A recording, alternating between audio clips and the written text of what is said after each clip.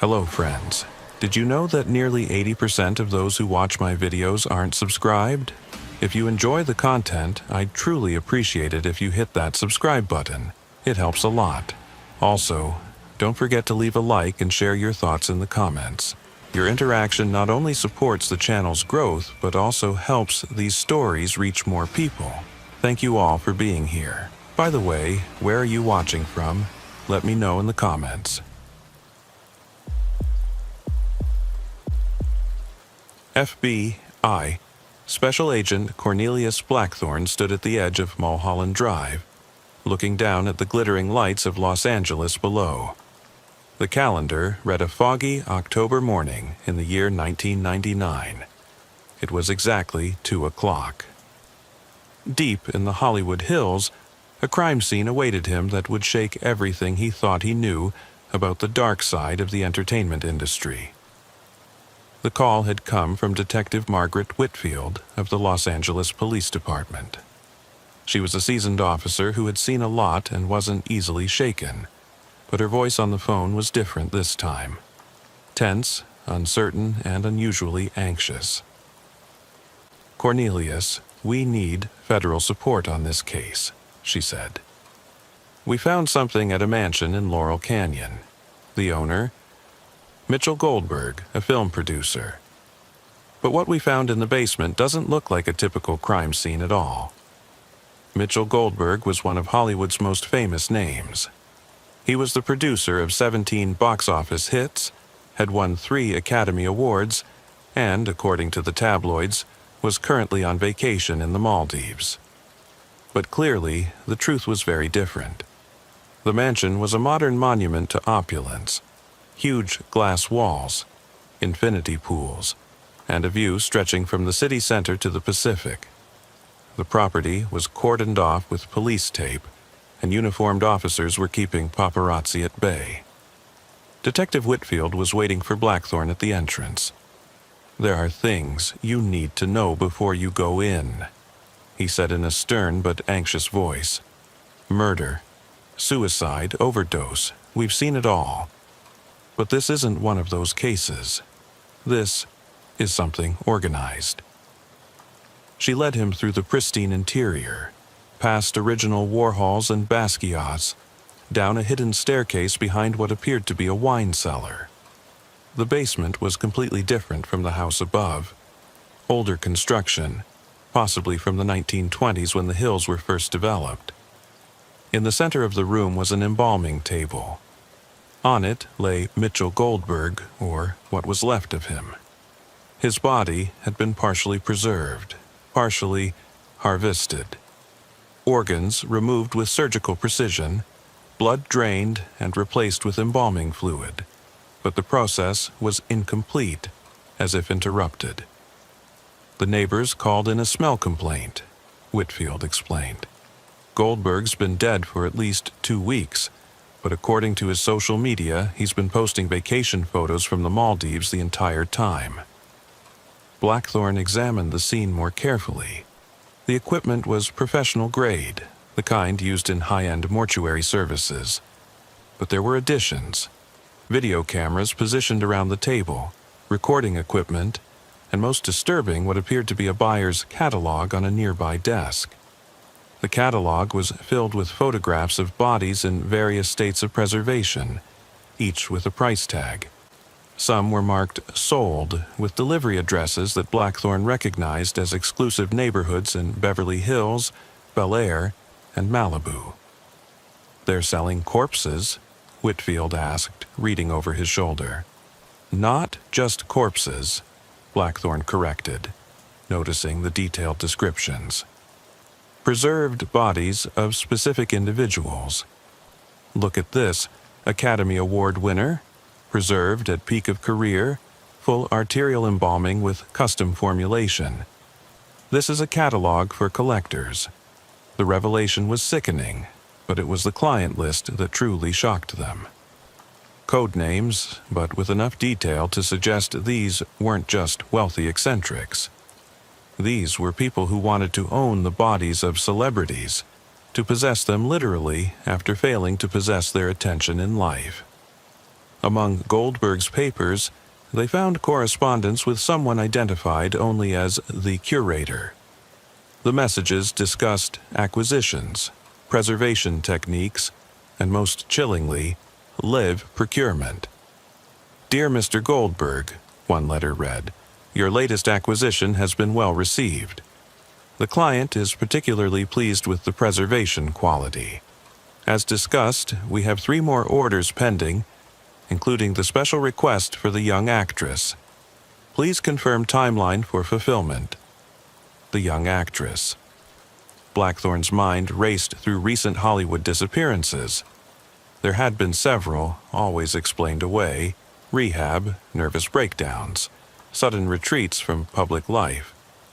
But what if they weren't explanations but cover stories?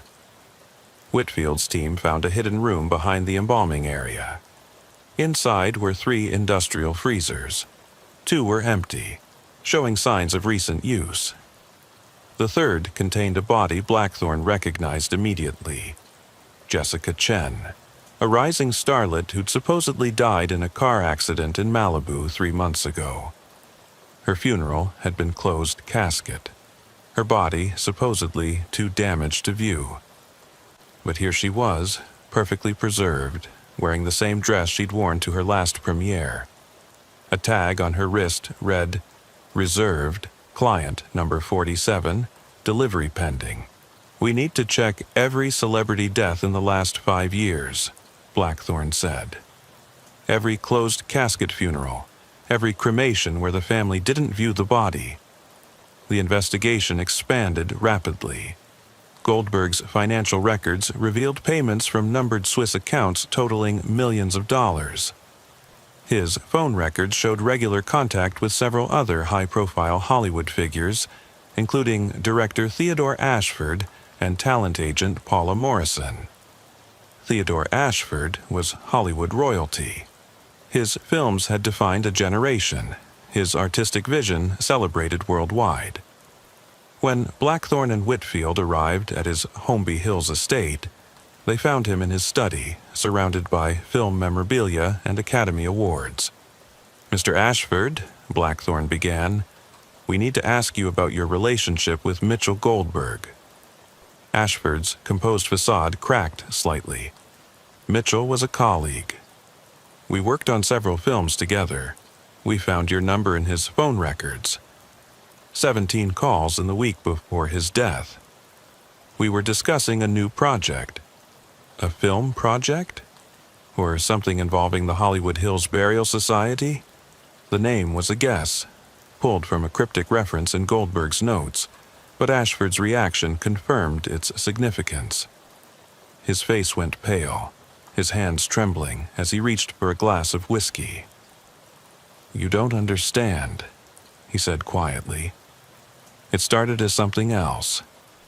A group of collectors, people who loved cinema so much they wanted to preserve its history, props, costumes, memorabilia. But then someone suggested, why not preserve the stars themselves? You're telling me there's a group that collects dead celebrities. Not just collects. Commissions.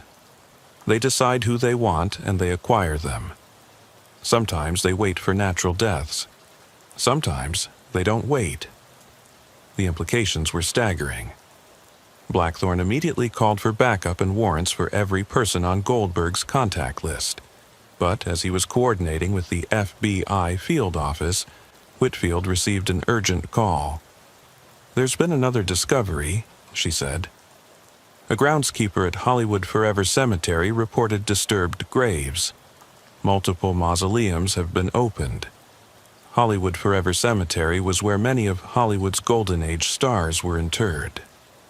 When they arrived, the groundskeeper, an elderly man named Joseph, led them to a section containing some of the most famous graves in Hollywood history. "I do my rounds every night," Joseph explained. "Last night everything was normal. This morning, 5 mausoleums were open, the bodies gone.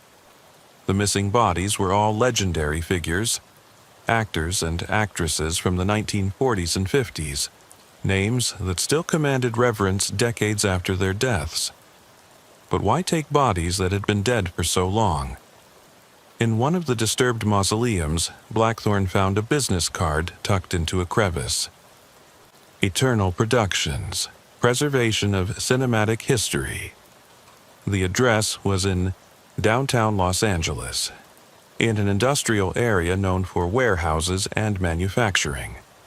The warehouse at the listed address appeared abandoned from the outside, but thermal imaging showed heat signatures inside. Multiple people and something else. Large heat sources consistent with industrial equipment. The raid was coordinated for dawn. FBISWAT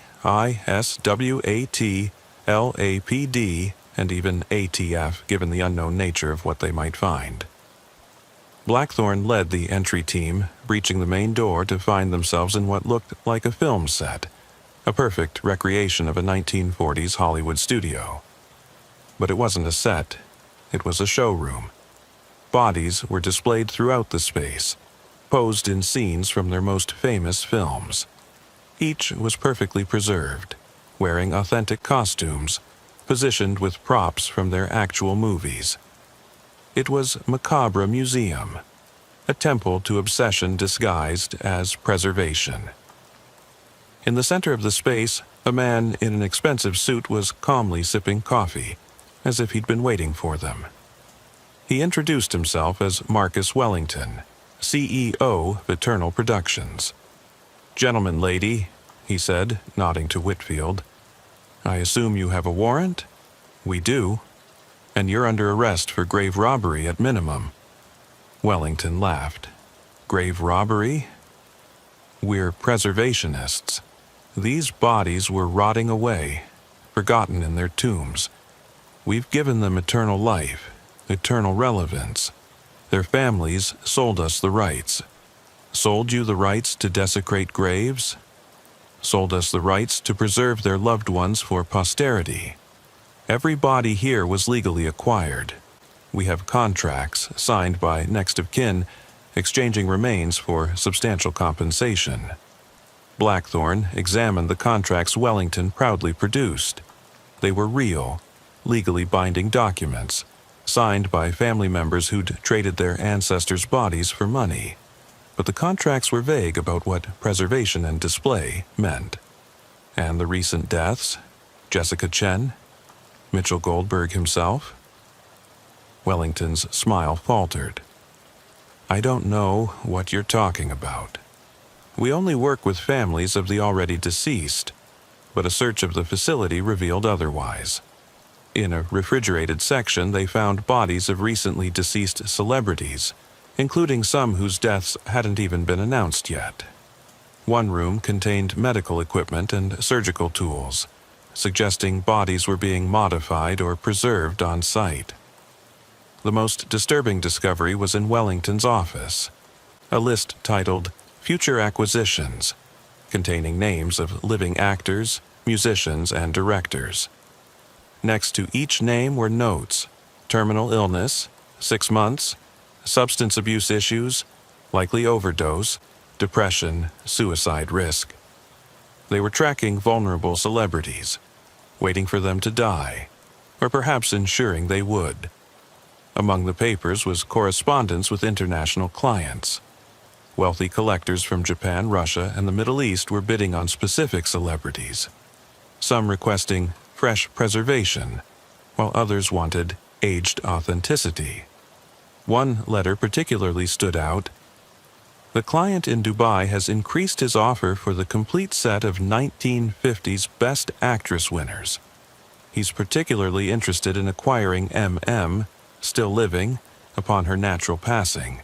Please monitor her health status closely." MM, Blackthorne knew exactly who that meant. Martha Montgomery, the 94-year-old actress living in a Beverly Hills nursing home.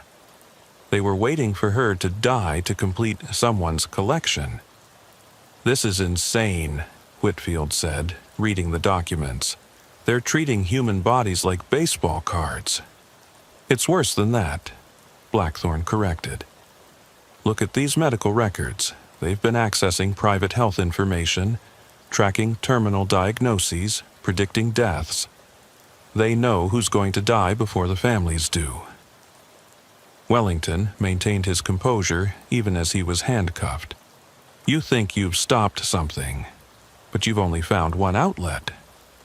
The desire to own, to possess, to preserve, it's human nature. There will always be those who want to capture beauty, talent, fame, even in death. As Wellington was led away, Blackthorne noticed something in the warehouse's layout. The displays were organized chronologically, from silent film stars to modern celebrities. But there was a gap, a space being prepared for something. In that space, construction materials and a plaque that read, "The New Millennium Collection, coming soon." They weren't just preserving the past. They were planning for the future, expecting more deaths, more acquisitions. The Hollywood Hills Burial Society wasn't just a crime ring. It was an industry. The investigation had only scratched the surface. Every lead pointed to more connections, more clients, more bodies. Hollywood's relationship with death had always been complicated, but this was something else entirely. This was death as commodity, fame as currency even beyond the grave. The arrest of Marcus Wellington sent shockwaves through Hollywood's elite circles. Within hours of the warehouse raid, Blackthorne's phone was ringing non-stop. Studio executives, agents, and lawyers, all demanding to know if their clients were on the future acquisitions list. The morbid reality of people checking if they were marked for death created a surreal atmosphere at the FBI field office. Detective Margaret Whitfield had been assigned to interview the families who'd sold their relatives' remains to Eternal Productions. The first was Jennifer Hartley, daughter of 1940s starlet Virginia Hartley. "They approached me 5 years ago," Jennifer explained, tears streaming down her face. "My mother had been dead for 20 years. They said they wanted to create a museum exhibit to honor her legacy. The money, I was about to lose my house. Mom would have wanted me to keep the family home." "How much did they pay you?" $200,000. They said her body would be treated with respect, displayed in a private collection for film historians. I never imagined this. The pattern was consistent. Eternal Productions had targeted families in financial distress, offering substantial sums for remains of deceased celebrities. The contracts were carefully worded to avoid explicitly stating what would happen to the bodies, using terms like preservation, curation, and private exhibition. Meanwhile, Blackthorne focused on the living celebrities on the future acquisitions list. Martha Montgomery, the 94-year-old actress, was his first priority. He found her at the Golden Years nursing home in Beverly Hills, frail but sharp-minded. "Ms. Montgomery, I need to ask you some difficult questions. Have you noticed anyone unusual around the facility? Anyone asking about your health?" Martha's eyes narrowed with a clarity that belied her age. "There's been a young man, claims to be writing my biography. He visits weekly, asks about my medical conditions, my medications. I thought it was thorough research, but now..." The biographer was identified as Kevin Walsh, who, upon investigation, didn't exist. The man visiting Martha was actually Thomas Brennan, an employee of Eternal Productions specializing in pre-acquisition assessment. When arrested, they found detailed notes on Martha's health, including copies of her medical charts obtained through bribes to nursing home staff. But the investigation took a darker turn when Theodore Ashford, the director they'd interviewed earlier, was found dead in his Holmby Hills mansion. The scene was staged to look like suicide. Pills, a note, even a glass of his favorite whiskey. But Blackthorne noticed inconsistencies. "The note's in his handwriting," Whitfield observed. "But look at the date. It's dated 3 days ago, but the neighbors saw him yesterday. Forensic analysis confirmed their suspicions. Ashford had been murdered.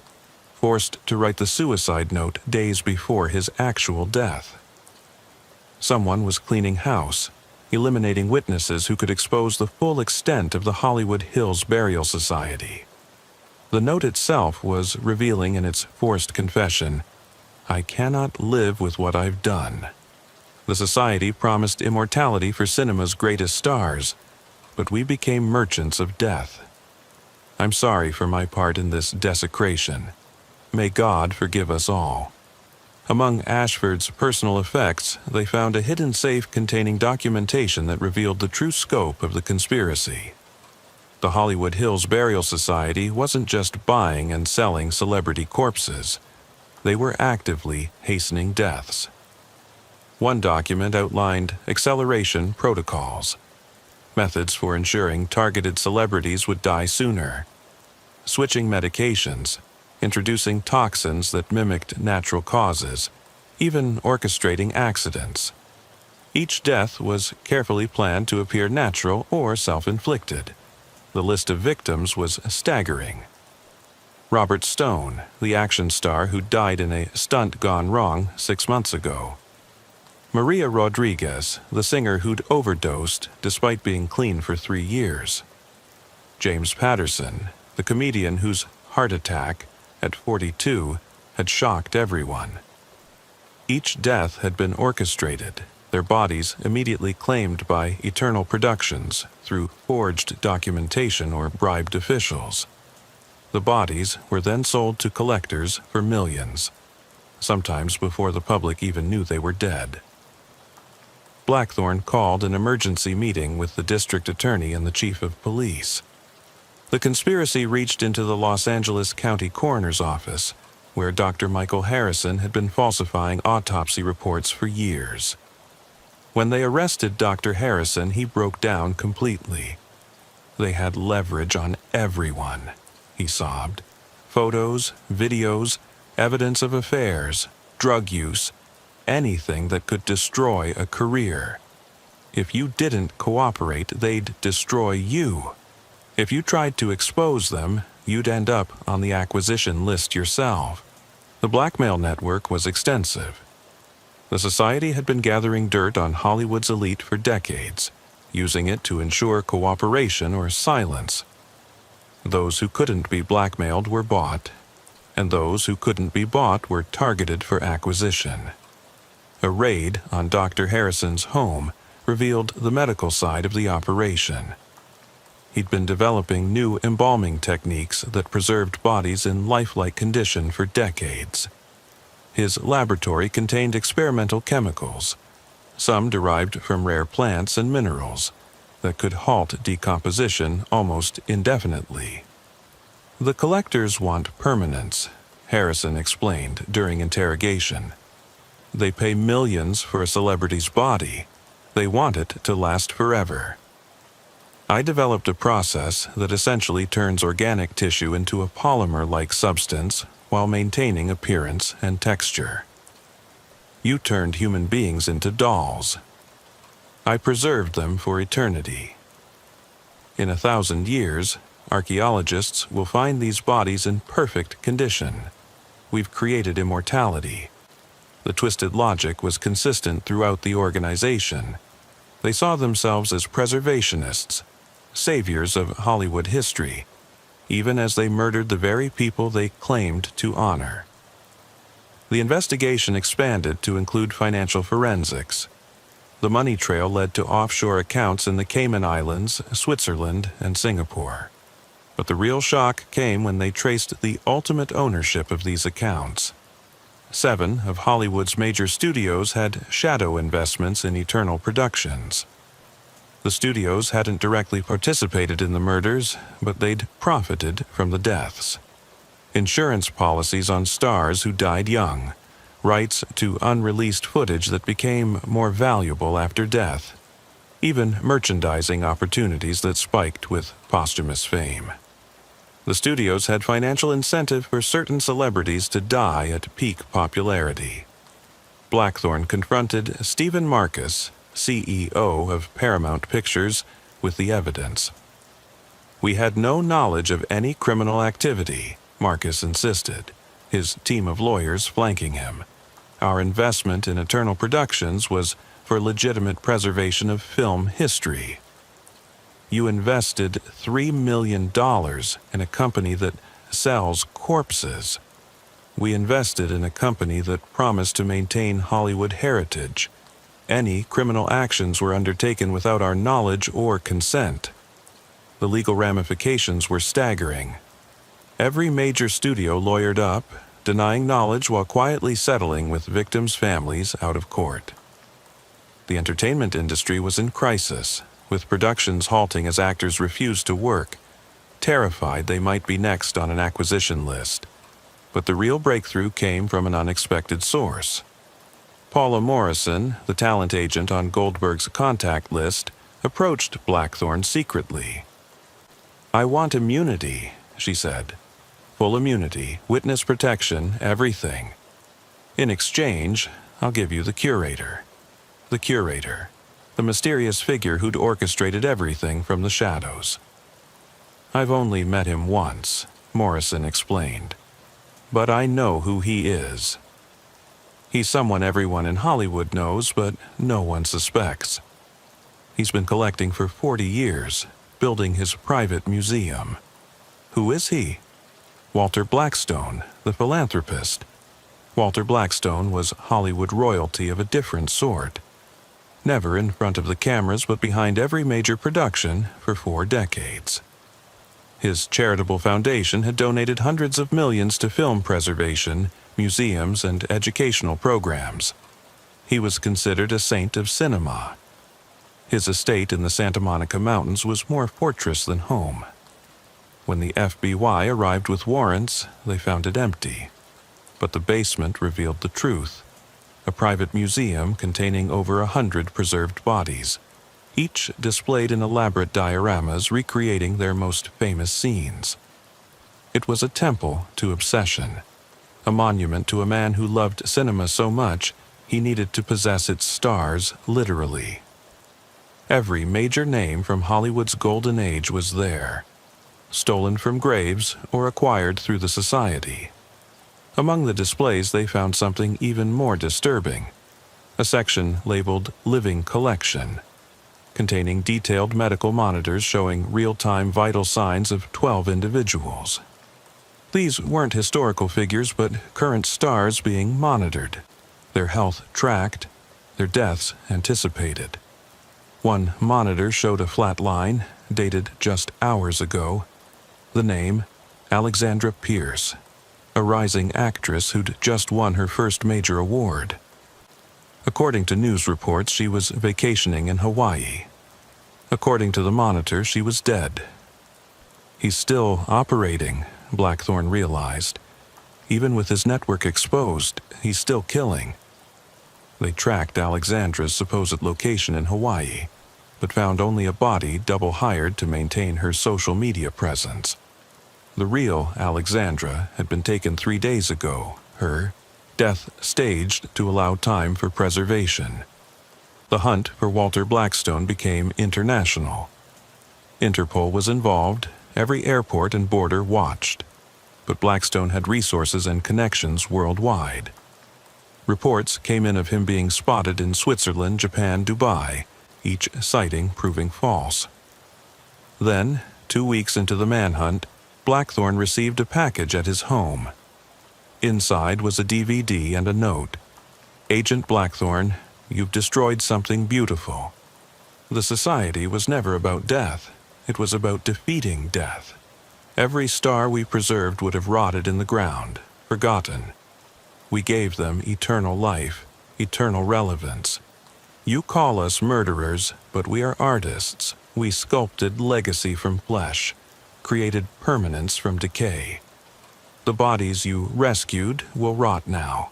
Their families will forget them. Their films will be archived and ignored. But my collection endures. You found one museum, but I have 7. You stopped one society, but there are others in every major city. We are not criminals. We are the future of how humanity deals with death. The actress you seek is beyond your reach, preserved at the moment of her greatest beauty. She will never age, never decay, never be forgotten. Is that not a gift? Cinema is about capturing moments forever. We simply extended that to its logical conclusion. The Curator. The DVD contained footage of Alexandra Pierce's final moments. She'd been conscious, aware of what was happening, pleading for her life even as the embalming process began. It was torture disguised as preservation, murder masquerading as art. But the video also contained a crucial mistake. A reflection in a medical instrument showing a distinctive architectural feature. Blackthorne recognized it immediately. The old Griffith Observatory, abandoned since the 1994 earthquake. The raid on Griffith Observatory was conducted at night, SWAT teams approaching from multiple angles. They found Blackstone in the planetarium, surrounded by his latest acquisitions. Alexandra Pierce was there, along with 5 other recently deceased celebrities, all in various stages of his preservation process. Blackstone didn't resist arrest. At 78 years old, wearing a velvet smoking jacket, he seemed almost relieved to be caught. "You think you've won," he said to Blackthorne. "But you've only delayed the inevitable. Death is humanity's greatest failure, and we were solving it. Not through medicine or technology, but through art. Every body we preserved was a victory against entropy. You murdered innocent people. I transformed mortals into immortals. In 100 years, no one will remember their names unless they're preserved. Film degrades, digital files corrupt, but my preservation technique will last millennia. I've created the only true immortality." As Blackstone was led away, Blackthorne surveyed the observatory. It had been converted into a massive preservation facility, with equipment for embalming, freezing, and displaying bodies. But there was also something else. Research into consciousness transfer, attempts to preserve not just bodies but minds. He was trying to preserve himself, Whitfield observed, looking at the medical equipment, transfer his consciousness into a younger body. "The ultimate collection," Blackthorne replied. "Collecting bodies to eventually inhabit." The trials that followed were the most publicized in Los Angeles history.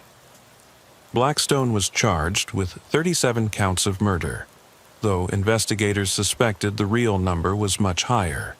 His network of accomplices faced various charges from conspiracy to murder to grave desecration. The trial of Walter Blackstone was set to begin in 3 months, but the investigation was far from over. Agent Cornelius Blackthorne found himself drowning in evidence that suggested the Hollywood Hills Burial Society was just the Los Angeles branch of something much larger.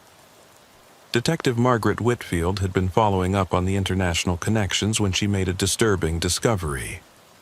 3 celebrities who died in Europe over the past year had been embalmed using the exact techniques Dr. Harrison had developed. The bodies had disappeared from morgues before burial, only to resurface in private collections in Russia and Japan. "This is global," she told Blackthorne during a meeting at the FBI field office. "And it's not just Hollywood celebrities.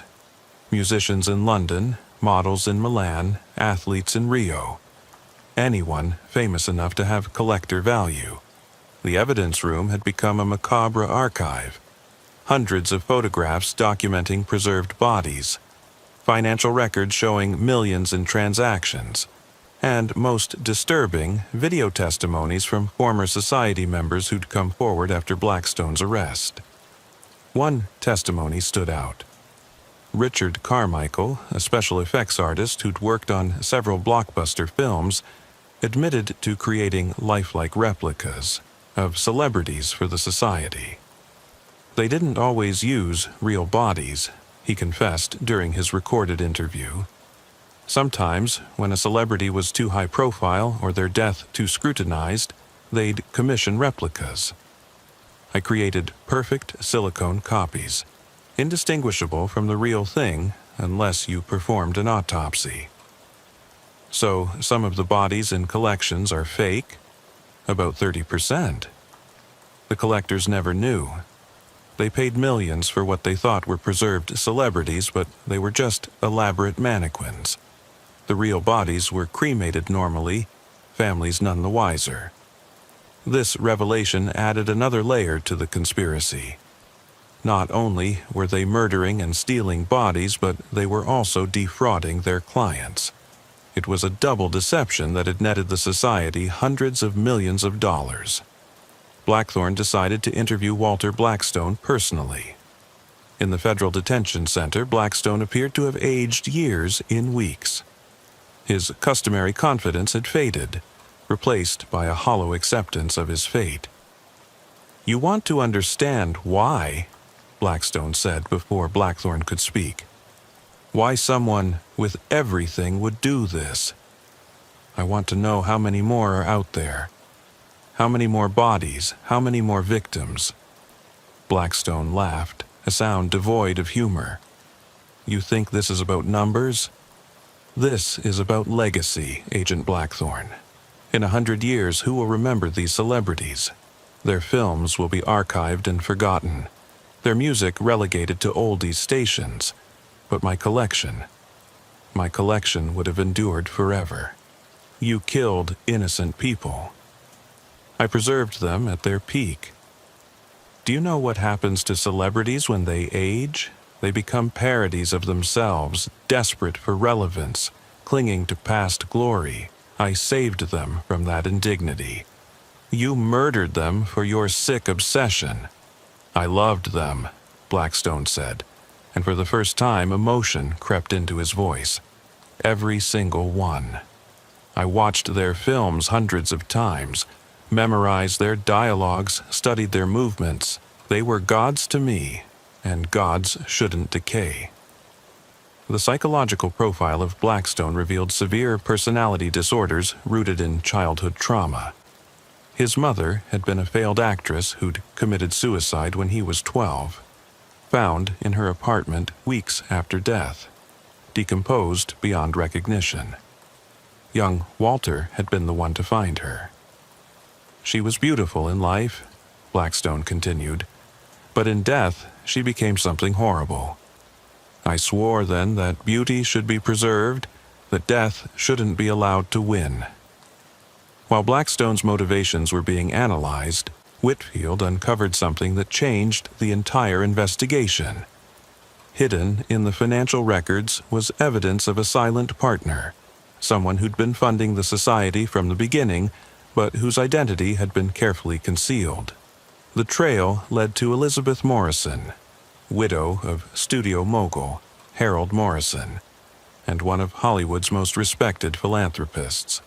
Her charity, the Morrison Foundation, had donated millions to film preservation, money that had been secretly funneled to the society.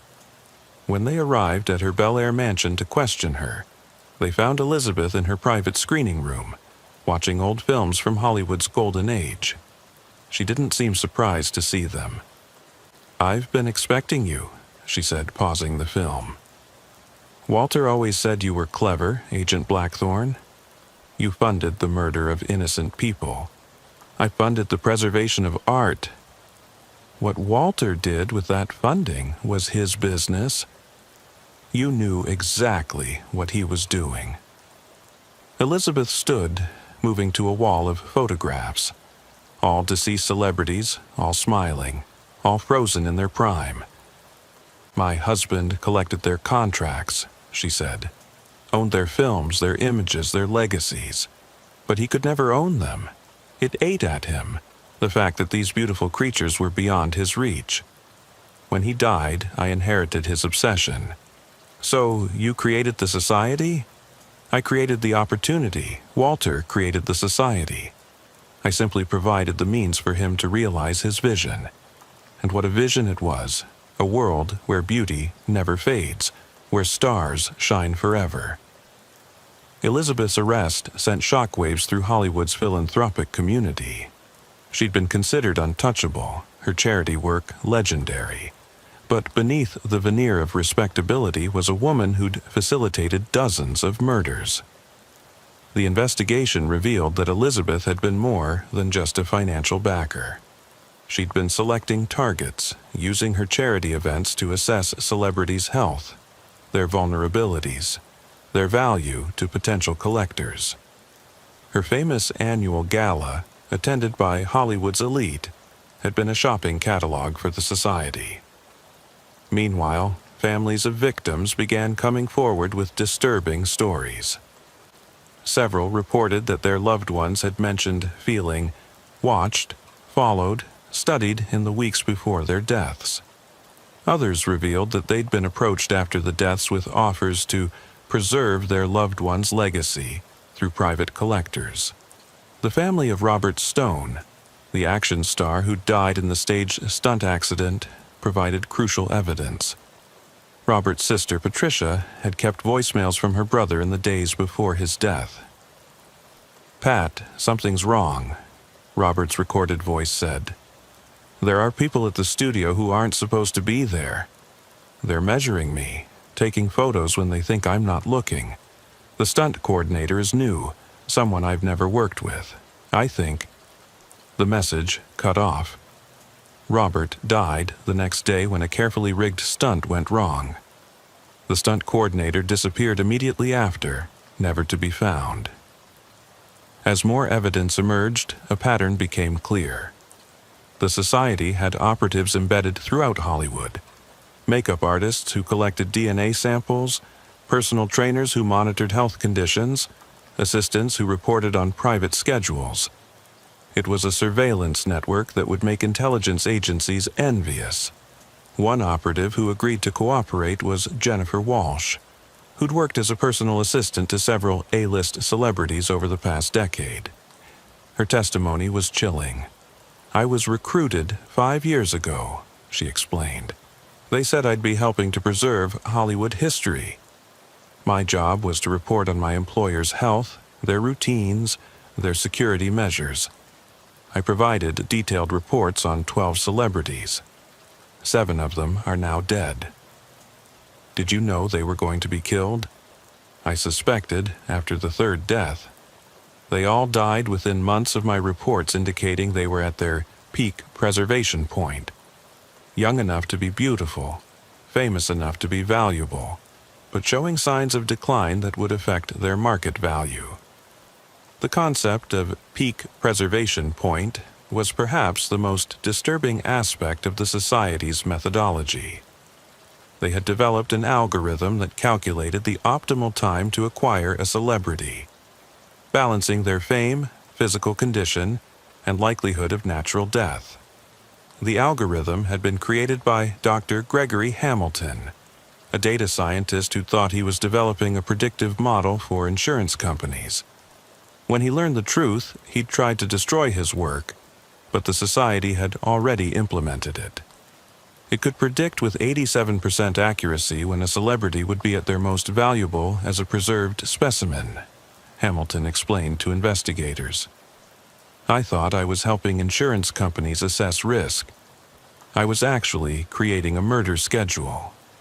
The algorithm's code, recovered from encrypted servers, showed calculations that reduced human beings to numerical values. Fame was worth points, youth was worth points, tragic circumstances of death added value. The system had ranked every celebrity in Hollywood, creating a prioritized kill list. Alexandra Pierce had been at the top of that list. During the investigation of her murder, forensics discovered something that had been missed initially. Alexandra had fought back. Under her fingernails was DNA evidence, and defensive wounds suggested she'd injured her attacker significantly.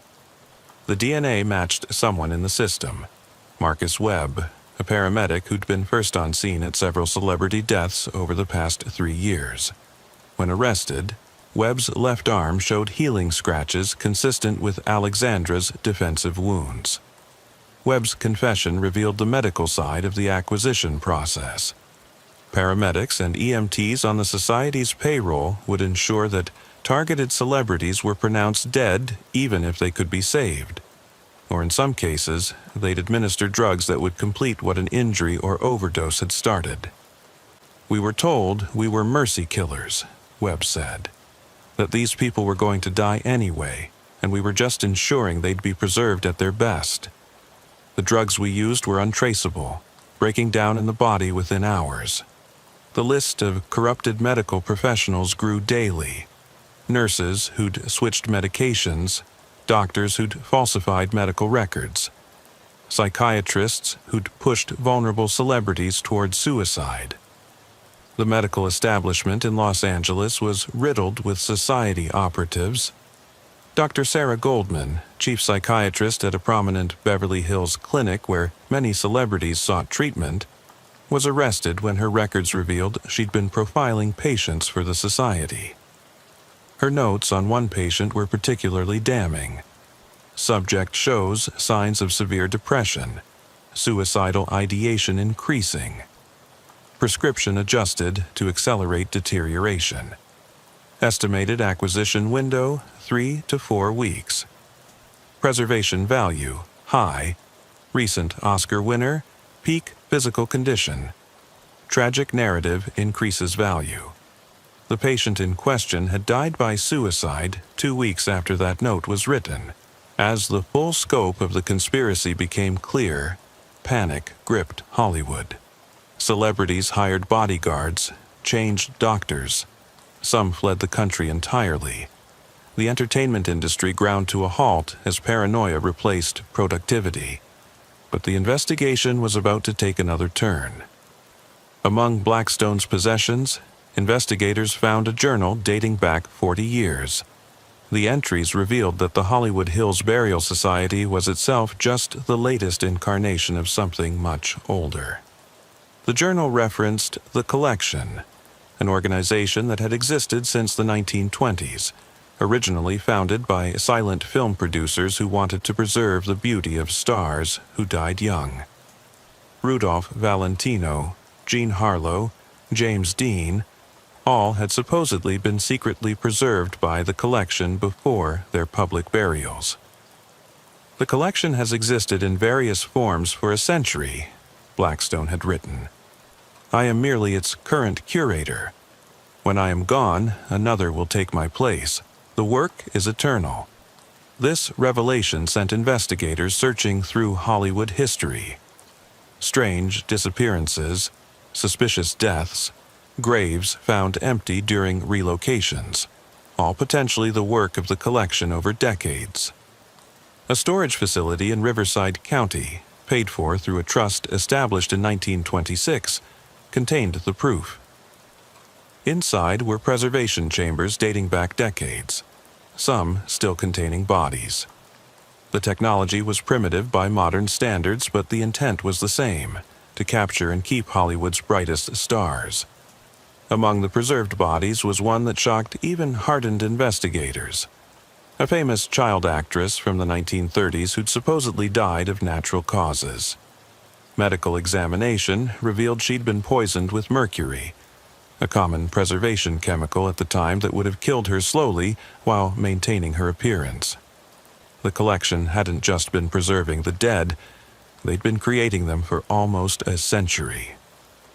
Blackthorne stood in that storage facility, surrounded by decades of Hollywood's dark secret, and realized the magnitude of what they'd uncovered.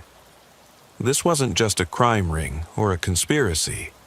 It was a tradition, passed down through generations of Hollywood's elite, a deadly devotion to preserving beauty at any cost. The discovery of the Collection's century-long history transformed the investigation from a contemporary crime case into an archaeological excavation of Hollywood's darkest secrets. Agent Cornelius Blackthorne found himself leading a task force that included historians, film archivists, and forensic anthropologists.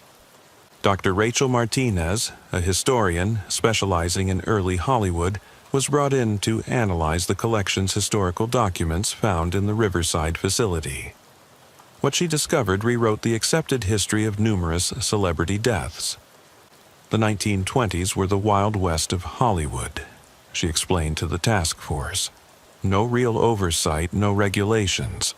The studio system controlled everything, including life and death.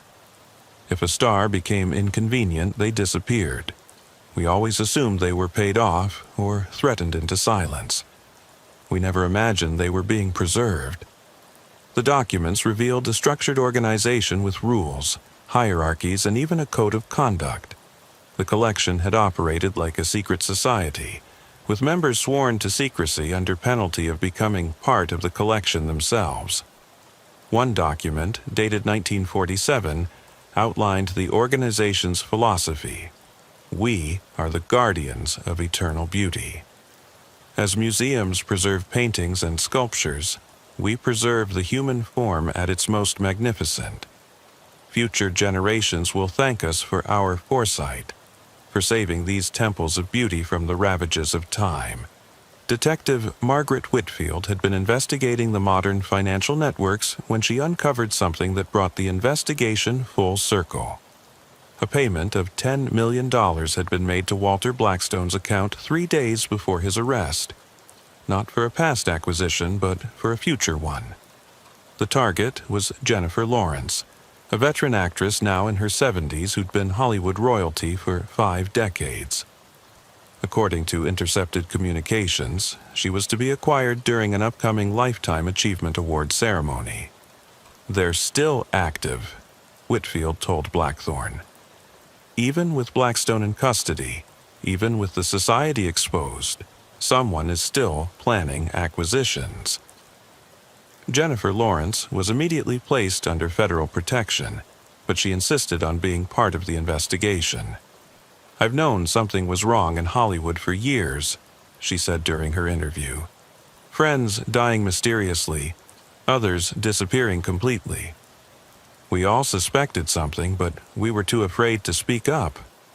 The studio system might be gone, but its control mechanisms remained. She revealed that she'd been keeping her own records for decades, documenting suspicious deaths and disappearances. Her files contained patterns that matched the collection's activities going back to the 1960s. There was always someone new after each wave of arrests or scandals, she explained. The collection would go quiet for a few years, then resurface under new leadership. It's like a hydra. Cut off one head, 2 more appear. The payment to Blackstone was traced to a shell company in the Bahamas, but the trail led eventually to someone unexpected. Michael Morrison, son of Elizabeth Morrison and heir to the Morrison entertainment empire. When arrested, Michael showed none of his mother's composure.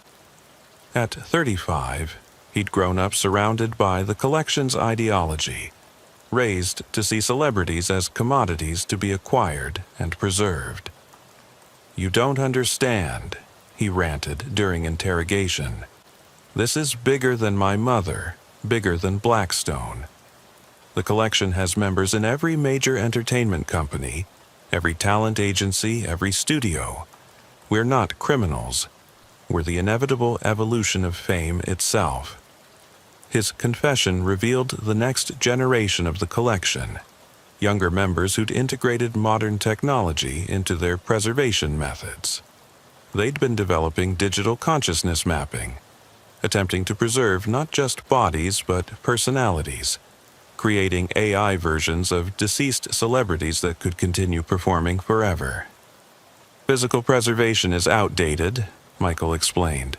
"The future is digital immortality. We've already created perfect digital replicas of 12 deceased celebrities. They can star in new movies, record new songs, all generated by AI but indistinguishable from the real thing." The ethical implications were staggering. If the collection could digitally resurrect dead celebrities, who owned their likeness? Their families? The studios? The collection itself? The investigation uncovered a server farm in Nevada containing terabytes of data, detailed scans of preserved bodies, voice recordings, movement captures, psychological profiles. They hadn't just been preserving bodies, they'd been creating a database for digital resurrection.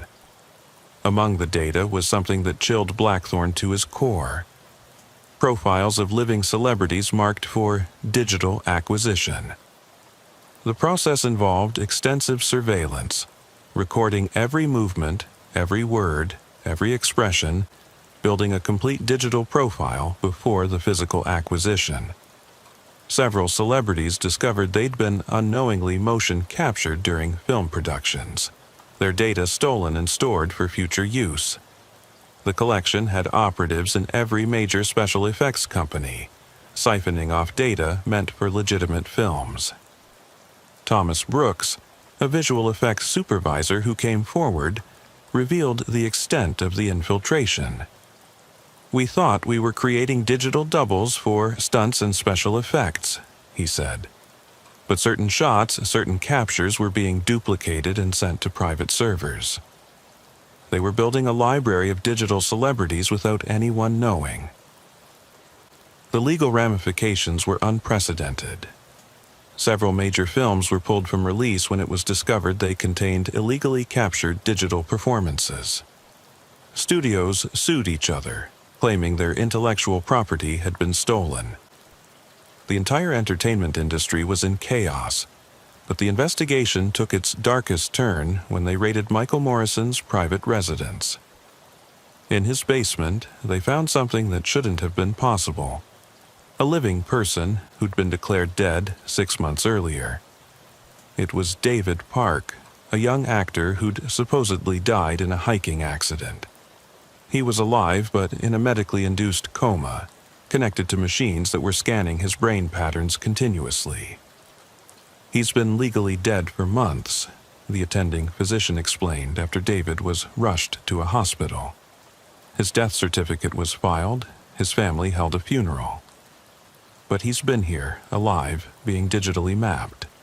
They were creating a perfect digital copy while keeping the original as a reference.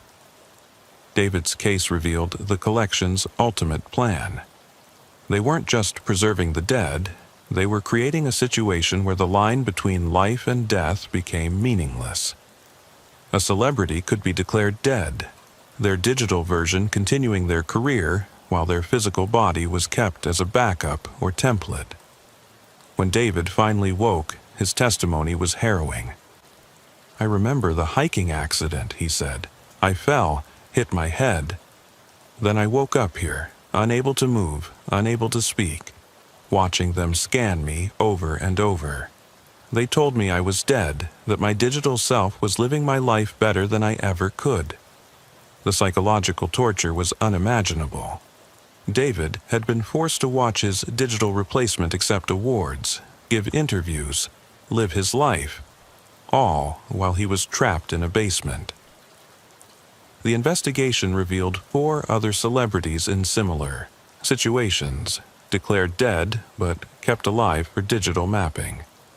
Each rescue was a media sensation, dead celebrities returning to life, their digital replacements revealed as frauds. Walter Blackstone, from his cell, watched the news coverage with what seemed like satisfaction. "You think you've exposed us," he told Blackthorne during a final interview, "but you've only accelerated the inevitable. The technology exists now. The knowledge is out there. Some will use it legally, ethically, others won't. The collection never needed to be a secret society. It just needed to wait until society was ready to accept it.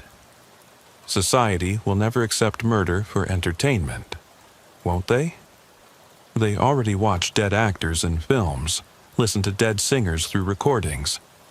We just took it one step further, and mark my words, Agent Blackthorne, within 20 years, what we did will be legal. Digital resurrection will be a standard Hollywood practice. We were just ahead of our time." The trials lasted for 2 years. Over 200 people were eventually charged in connection with the collection and its various incarnations. Sentences ranged from conspiracy to murder, with Blackstone and Elizabeth Morrison receiving life without parole. Michael Morrison was convicted on multiple counts, but received a lesser sentence in exchange for his cooperation in exposing the collection's digital operations. His testimony led to new laws regarding digital likeness rights and the definition of death in the age of AI. The Hollywood Hills Burial Society was officially disbanded, its assets liquidated and distributed to victims' families. The preserved bodies were returned to their families for proper burial, though some chose to maintain the preservation, unable to bear seeing their loved ones decay after so many years. The Riverside facility was converted into a memorial museum, documenting the collection's history as a warning against the commodification of human beings. Each preserved body that had been recovered was memorialized, their true stories told for the first time. But the most lasting impact was on Hollywood itself.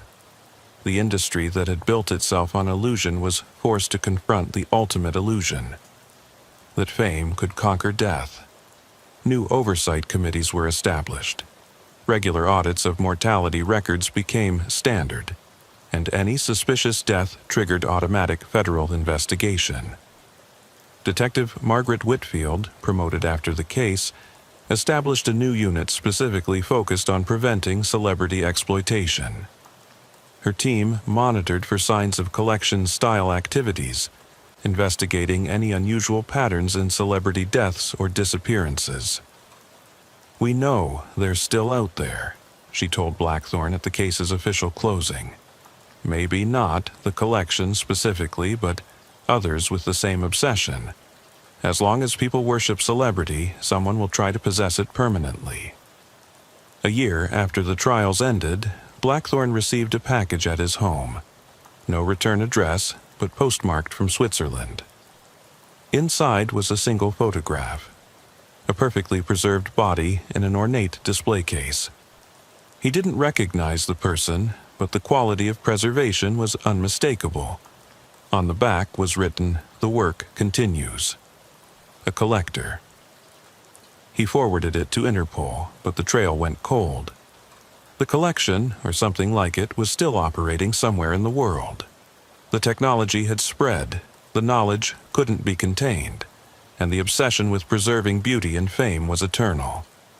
In his final report, Blackthorne wrote, "The Hollywood Hills Burial Society represented the dark extreme of celebrity worship, the desire to own, control, and preserve fame beyond death. We stopped this incarnation, but the underlying pathology remains. As long as society values celebrity above humanity, as long as we see famous people as commodities rather than individuals, organizations like the collection will continue to exist. The preservation technology, both physical and digital, is now widespread. What was once the province of a secret society is becoming mainstream science. The question is no longer whether we can preserve people after death, but whether we should, and more importantly, who gets to make that decision." The victims of the Hollywood Hills Burial Society were denied that choice. They were murdered, stolen, preserved against their will, all to satisfy the obsessions of collectors who saw them as objects d'art rather than human beings. Their stories serve as a warning. Fame is not immortality, and those who seek to capture it through violence will always be exposed. But vigilance is required. The collection operated for a century before we exposed them. How many other such organizations exist? How many bodies are displayed in private collections around the world? How many deaths were actually murders designed to acquire a celebrity at their peak? We may never know the full truth. Hollywood has always been built on secrets, and some secrets are buried too deep to ever fully excavate. But we've shined a light into the darkness, and perhaps that light will prevent future tragedies. The case is closed, but the investigation continues. Every suspicious death, every missing person, every grave that doesn't feel quite right. We watch, we investigate, we protect, because somewhere out there, a new collector is planning their next acquisition. And we'll be ready. The Hollywood Hills Burial Society was gone, but its legacy remained. A reminder that fame and beauty are temporary, that death comes to all, and that those who try to cheat that reality through murder and theft will always be brought to justice. In Los Angeles, the entertainment industry slowly recovered. New films were made, new stars were born, and life went on. But in certain circles, in whispered conversations at exclusive parties, people still talked about the collection. Some with horror, some with fascination, and some, disturbingly, with admiration. And in private mansions around the world, in hidden rooms known only to their owners, preserved bodies still stood in their display cases. The Hollywood Hills Burial Society was finished, but the collection in various forms would always exist. Because as long as humanity fears death and worships beauty, someone will try to preserve both, no matter the cost. The stars still shine over Hollywood, but now everyone knows that some of those lights are dead stars, their light reaching us long after they've burned out. And somewhere in the darkness between those stars, collectors wait, patient and obsessive, ready to capture the next falling star before it fades to black. The call came through to FBI Special Agent Jeremiah Coldwater on a rain-soaked Thursday morning in November 2003. Downtown Los Angeles was shrouded in an unseasonable storm, water streaming down the glass towers of the financial district, turning the streets into rivers. The call was from Inspector Constance Fairweather of the LAPD's Major Crimes Division, and her voice carried an urgency that cut through the drumming rain. Jeremiah, we need federal involvement immediately. We've discovered something in the Bradbury building that, God, I don't even know how to describe it. You need to see this yourself. The Bradbury building was a Los Angeles landmark, an architectural marvel from 1893 with its ornate ironwork and sky-lit central court. It housed various businesses, from law firms to architectural studios. But what Inspector Fairweather had found was hidden beneath its historic facade. Coldwater arrived to find the building cordoned off, LAPD units blocking every entrance. Fairweather met him in the lobby, her usually composed demeanor shattered. It started with a missing persons report, she explained, leading him to the old freight elevator. A paralegal named Jennifer Martinez hadn't shown up for work in 3 days. Her firm hired a private investigator who traced her last known location to here. He found something the regular maintenance crews had missed. The freight elevator descended past the basement, past the sub-basement, to a level that shouldn't have existed according to city records. The doors opened onto a corridor that looked more medical than historical, with white-tiled walls and fluorescent lighting. This was all recently constructed, Fairweather said. Within the last 2 years, we estimate. But there's no record of permits, no construction company records, nothing. They passed through a series of rooms that became increasingly disturbing. The first looked like a medical examination room, the second an operating theater. The third made Coldwater stop in his tracks. It was a storage room, but instead of supplies it contained what looked like a catalog system. Hundreds of files, each with photographs and medical information. But these weren't patient records. They were inventory listings. Human inventory. Each file contained detailed information about a person: blood type, organ compatibility, bone density, tissue matches, even aesthetic qualities like skin tone and eye color. Prices were listed next to each attribute. They're selling people, Fairweather said quietly. Not for trafficking in the traditional sense. They're selling them in pieces. The files revealed a systematized operation that treated human beings like a collection of spare parts. Kidneys were priced at $75,000. Hearts at $200,000, corneas at $15,000 per pair. But it went beyond organs. Bone marrow, skin grafts, even hair and teeth had prices. One file caught Coldwater's attention. It was marked active and contained information about Jennifer Martinez, the missing paralegal. According to the file, she'd been acquired 3 days ago and was being processed for multiple clients. She could still be alive, Coldwater said, urgency entering his voice. This says processing is scheduled for tonight. They searched the rest of the sublevel, finding more operating rooms, recovery areas, and most disturbing holding cells. 3 were occupied. The victims inside were sedated but alive, including Jennifer Martinez. Paramedics carefully extracted the victims while Coldwater examined the rest of the facility. In what appeared to be an administrative office, he found evidence of the operation's scope. This wasn't just one location. It was the hub of a network spanning across Los Angeles Financial District. The organization called itself the Exchange, and it operated like a commodities market for human bodies. Clients would submit requests for specific organs or tissues, and the Exchange would find matches from their pool of assets: homeless people, undocumented immigrants, and young professionals who wouldn't be immediately missed. The client list was encrypted, but the communication logs revealed the operation's methodology. They had scouts who identified targets, acquisition teams who performed the kidnappings, medical teams who handled the harvesting, and a disposal unit that ensured no trace of the victims remained.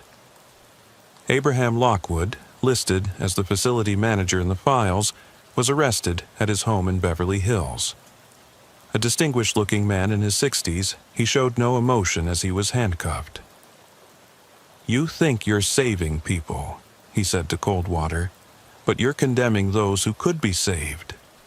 Every organ we harvested saved a life. We just redistributed life from those who wasted it to those who deserved it. You murdered innocent people. We maximized human resource utility. A drug addict's kidney saving a teacher, a criminal's heart beating in a philanthropist's chest. We improved society's overall value. The twisted economics of human life made Coldwater sick, but Lockwood seemed genuinely convinced of his moral superiority. The investigation expanded rapidly. The Bradbury Building was just one node in the Exchange's network. Using financial records and communication logs, they identified 4 other facilities in downtown Los Angeles, all hidden in the sublevels of historic buildings where construction could be done without attracting attention. Each facility had a specialty. One focused on blood and plasma harvesting, keeping victims alive for regular extraction. Another specialized in bone marrow, subjecting victims to painful repeated extractions. A third handled what they called cosmetic harvesting: skin, hair, even facial features for transplant. The most disturbing facility was in the basement of a defunct department store. This was where they kept children. 15 children, ages 6 to 17, were found in a state of medical suspension. They'd been kept sedated for weeks or months, their bodies treated as renewable resources. Blood drawn regularly, bone marrow harvested when needed, even growth hormones extracted for sale to anti-aging clinics. Dr. Patricia Hoffman, the same pediatric specialist who'd worked on previous cases, was called in to treat the children. "These children show signs of repeated harvesting," she reported to Coldwater. "Non-lethal, but systematic extraction of renewable tissues. They've been treated like living factories." One child, a 12-year-old boy named David, had been in the facility for 6 months. His file showed he'd been acquired from a foster home, his disappearance explained as a runaway. He'd been selected for his O-negative blood type and unusual tissue compatibility markers that made him a universal donor for certain procedures. "They took from me," David said when he was finally able to speak. over and over. Blood, marrow, something from my spine. They said I was special, that I was helping important people. The psychological trauma was severe. The children had been told they were worthless except for what could be taken from them, that their only value was in their biological materials. Several had developed dissociative disorders, mentally separating themselves from their bodies to cope with the repeated violations. The investigation into the exchange's leadership led to a shocking discovery. The organization wasn't run by criminals in the traditional sense. It was operated by a consortium of medical professionals, insurance executives, and financial traders who saw an opportunity to apply market principles to organ allocation. The CEO, identified through encrypted communications as the broker, was revealed to be Harrison Sterling, a former Wall Street trader who'd moved to Los Angeles to escape securities fraud charges. He'd partnered with Dr. Michael Constantine, a transplant surgeon who'd lost his license for ethical violations, to create the exchange. Supply and demand, Sterling said when arrested. The organ donation system is inefficient. Thousands die waiting for organs while viable organs are buried or cremated. We created a more efficient market. You created a murder ring. We created a solution. Every transaction was voluntary. The buyers wanted to live. The sellers, well, their consent was implied by their lifestyle choices. The casual dehumanization was chilling. Sterling had spreadsheets that calculated the total value of a human body based on age, health, and genetic factors. He'd been planning to take the exchange public through cryptocurrency, creating a decentralized market for human organs that would be impossible to shut down. The client list, once decrypted, revealed the horrifying scope of complicity among Los Angeles' elite. CEOs who'd received hearts, celebrities who'd gotten kidney transplants, politicians who'd extended their lives with young blood transfusions, all had knowingly participated in the system. One client stood out.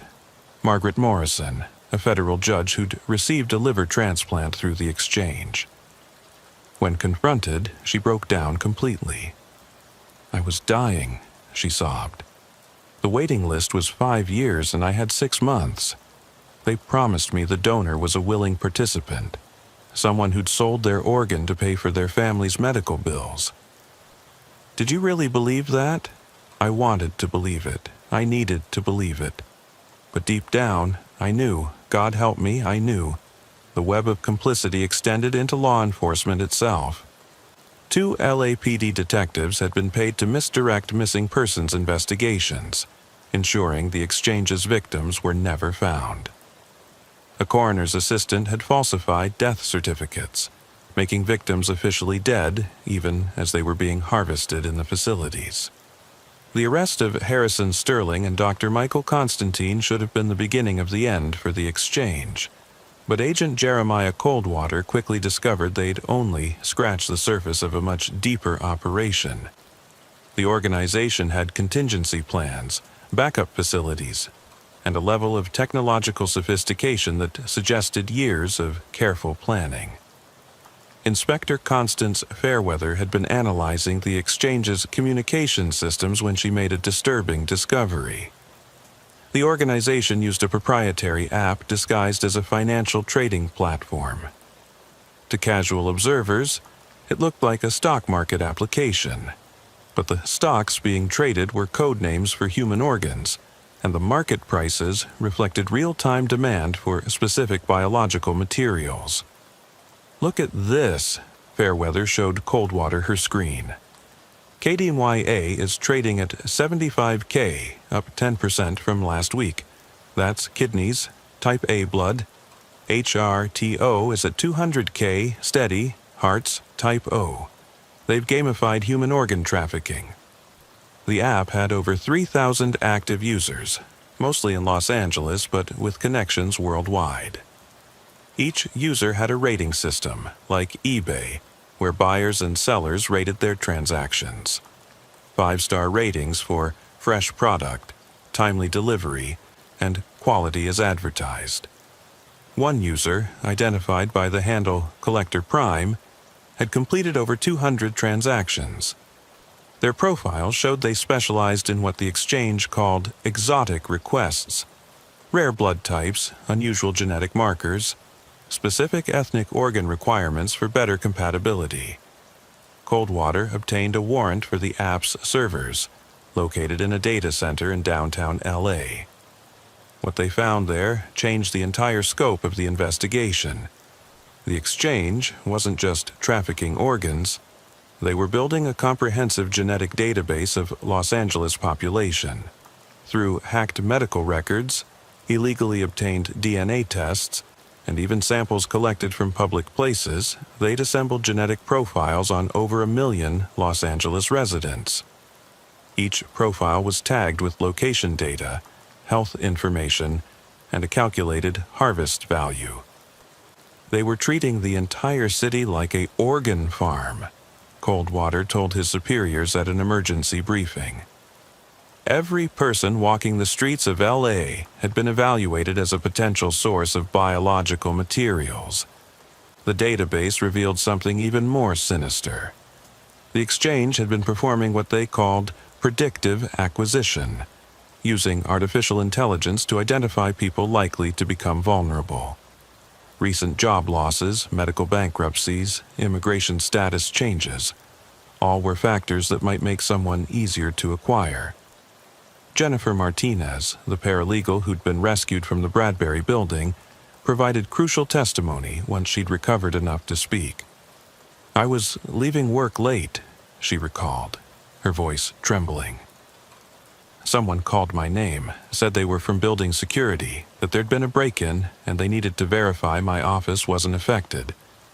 I followed them to the freight elevator. Next thing I remember, I woke up in that cell. She'd been selected not randomly, but specifically. The exchange had identified her as a perfect match for 3 different clients needing various organs. Her acquisition had been planned for weeks, with surveillance of her routines, analysis of her schedule, even psychological profiling to determine the best approach method. The investigation uncovered the exchange's acquisition manual, a detailed guide for kidnapping victims without detection. It included sections on drug dosages for different body weights, techniques for avoiding security cameras, and scripts for various approach scenarios. It read like a corporate training manual, complete with flowcharts and best practices. One section particularly disturbed Coldwater. Titled Sustainable Harvesting, it outlined procedures for keeping victims alive while extracting renewable materials: blood, plasma, bone marrow, skin grafts. The manual calculated the maximum extraction rate that would keep a donor productive for months or even years. Abraham Lockwood, the facility manager arrested at the Bradbury building, eventually agreed to cooperate in exchange for a reduced sentence. His testimony revealed the organization's structure and the true identities of its leadership. "The exchange was founded 5 years ago," he explained during interrogation. "It started small, black market organ deals for desperate rich clients. But Sterling saw the potential for something bigger. He brought in venture capital." Venture capital? For organ trafficking? They didn't call it that. The pitch was for biological resource optimization and alternative transplant solutions. The investors were told it was about developing new preservation techniques and allocation systems. But once they were in, once they'd taken the money, they learned the truth. By then, they were complicit.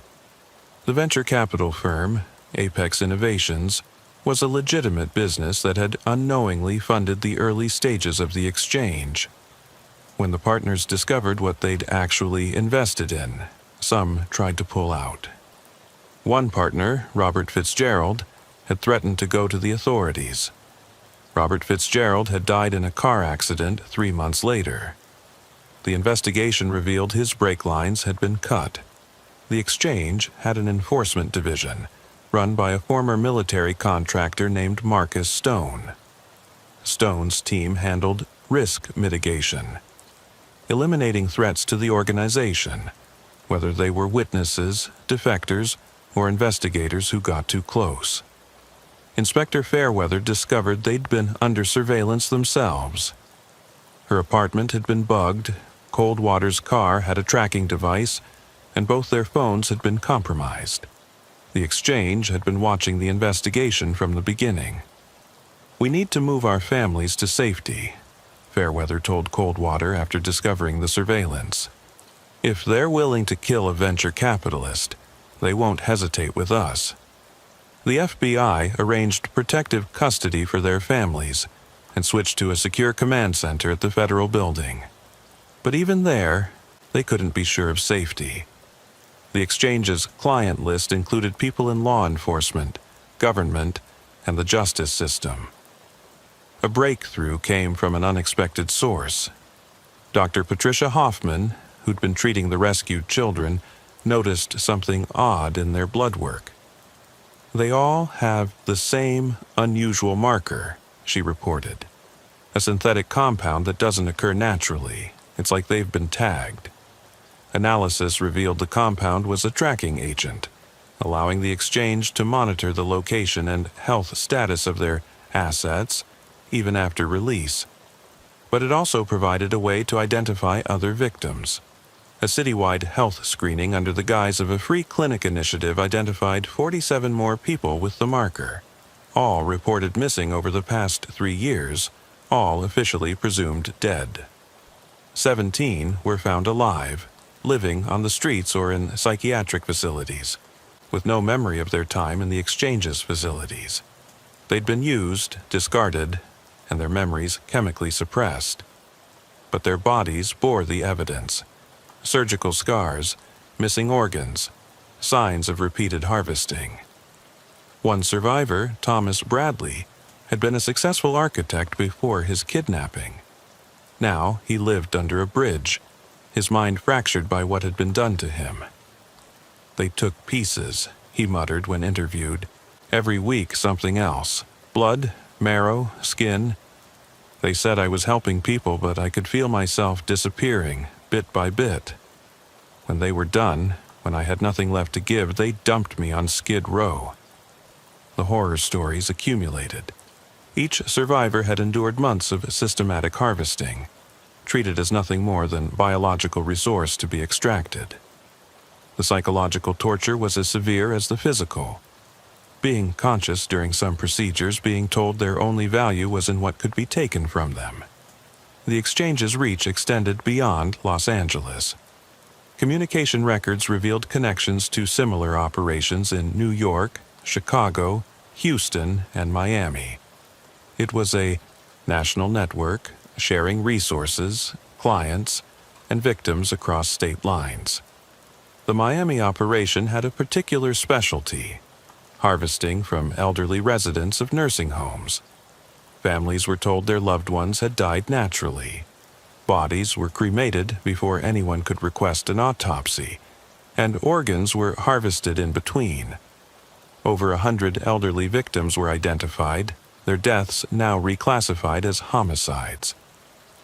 In Chicago, the Exchange had targeted the homeless population around Lower Wacker Drive. The underground streets had hidden their operations perfectly. Bodies found in the Chicago River, previously classified as suicides or accidents, showed evidence of organ removal. The New York operation was the most sophisticated, operating out of an abandoned subway station. They'd been performing experimental procedures, attempting face transplants, limb transfers, even neural tissue extraction for research into consciousness transfer. Dr. Constantine, during his interrogation, revealed the medical innovations the Exchange had developed. "We advanced transplant medicine by decades," he claimed. "Our preservation techniques, our anti-rejection protocols, our tissue-matching algorithms, all revolutionary. Yes, the methods were unethical, but the knowledge gained will save millions." You experimented on human beings. We experimented with human beings. Every medical advance requires sacrifice. We just made the sacrifice involuntary. The cold rationalization of murder as medical progress was chilling. But Constantine revealed something else.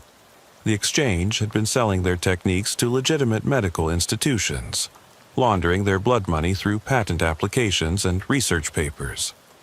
Several major hospitals had unknowingly purchased preservation solutions developed through the exchange's experiments. Medical device companies had licensed tissue-matching algorithms refined through the systematic harvesting of the victims. The illegal organization had infected legitimate medicine. Meanwhile, the client list continued to reveal shocking names. A Hollywood studio executive who'd received a heart from a 22-year-old aspiring actress. A tech billionaire who'd had his blood regularly replaced with that of teenagers. A senator who'd received corneal transplants from a victim selected for their specific eye color. Each client claimed ignorance of the source, insisting they'd believed the organs were legally obtained.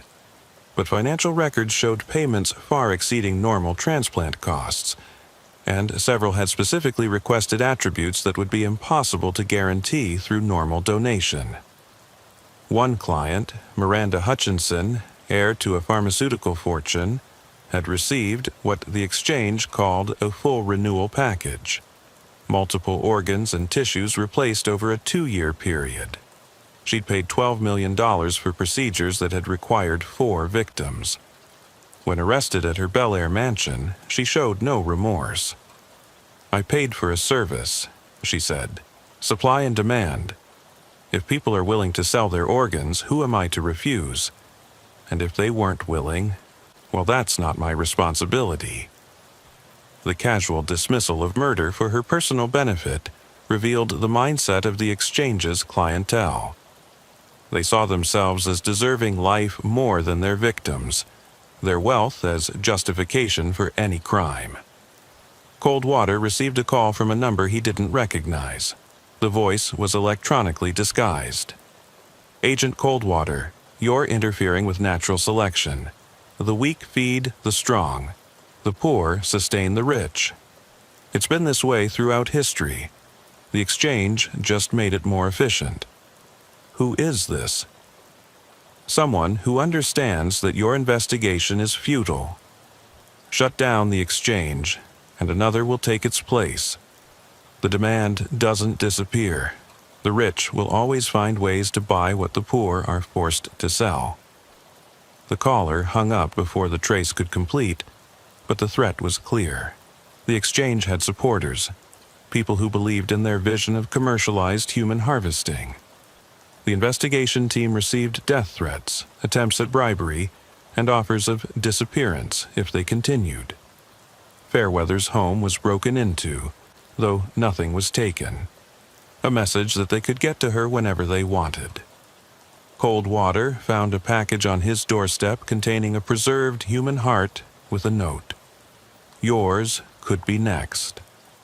But they pressed on. Using the exchange's own technology against them, they traced the app's users, identifying and arresting over 300 participants in the network. Each arrest revealed more connections, more facilities, more victims.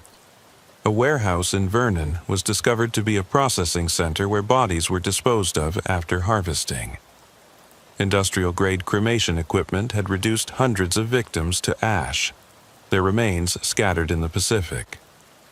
The operator, a man named Vincent Gray, showed investigators detailed logs of every body processed. 3 to 5 per week for the past 4 years, he said matter-of-factly. They came in refrigerated trucks already harvested. My job was just disposal. I didn't ask questions. The logs contained names, dates, and what had been harvested from each victim. It was a catalog of horror. Hundreds of people reduced to inventory lists and disposal records. Families who'd spent years searching for missing loved ones finally had answers, though the truth was worse than any uncertainty. The investigation revealed the exchange's future plans, found in encrypted files on Sterling's personal computer. They'd been developing what they called Project Renewal, a subscription service for the ultra-wealthy that would provide regular biological updates. New organs as old ones failed, young blood for anti-aging. Even genetic modifications using harvested DNA from superior specimens. The service would have cost $10 million per year, with guaranteed access to any needed biological materials within 48 hours. They'd already signed up 23 clients for the beta program, each providing detailed genetic profiles and wish lists for enhancement. One client had requested the eyes of an artist, believing they would enhance his appreciation of beauty. Another wanted the hands of a concert pianist, thinking they would grant musical ability. The magical thinking behind these requests showed how the exchange had been selling not just organs, but fantasies of transformation. Dr. Constantine had been developing the procedures for these transfers, despite knowing that many were medically impossible. Hands couldn't grant skill, eyes couldn't transfer artistic vision, but the exchange had been willing to let clients believe anything that would make them pay. Among the evidence was video documentation of procedures, recorded for quality control purposes. Coldwater couldn't watch more than a few minutes. Conscious victims being systematically disassembled, their organs removed with industrial efficiency while they were still alive enough to suffer. One video showed Sterling himself observing a harvesting, taking notes like a factory manager overseeing production. His complete detachment from the human suffering in front of him revealed a psychopathy that masqueraded as business acumen. The task force identified the exchange's primary surgeons, 12 doctors who'd lost their licenses or fled from other countries to avoid prosecution. They'd been given new identities, luxury accommodations, and millions in payment for their participation. Each had performed dozens of illegal harvesting operations, becoming more efficient with practice. The raid on the exchange's surgical teams happened simultaneously across Los Angeles at 4 a.m. on a Tuesday morning. Agent Jeremiah Coldwater personally led the team that arrested Dr. Constantine at his hidden residence in Manhattan Beach. The doctor was in his study, calmly destroying documents when the FBI breached his door. "You're too late," Constantine said, watching papers burn in his fireplace. "The important information is already gone, and what you'll find won't stop what's coming. What's coming? The evolution of the exchange. We were just the beginning, the crude first attempt. The next generation has already learned from our mistakes. They'll be invisible, integrated into legitimate medicine so deeply you'll never find them." Constantine's words proved prophetic. As the investigation deepened, they discovered the exchange had spawned imitators, competitors, and successors. The organ trafficking market they'd created had become self-sustaining, with new players moving in to fill the vacuum. Inspector Constance Fairweather had been tracking the financial networks when she uncovered something that changed the entire investigation. The exchange's profits, over $2 billion in 5 years, hadn't disappeared with the arrests. The money had been moved through a complex web of cryptocurrency transactions, shell companies, and offshore accounts. But the trail led to an unexpected destination, a legitimate biotech company called Renewal Sciences.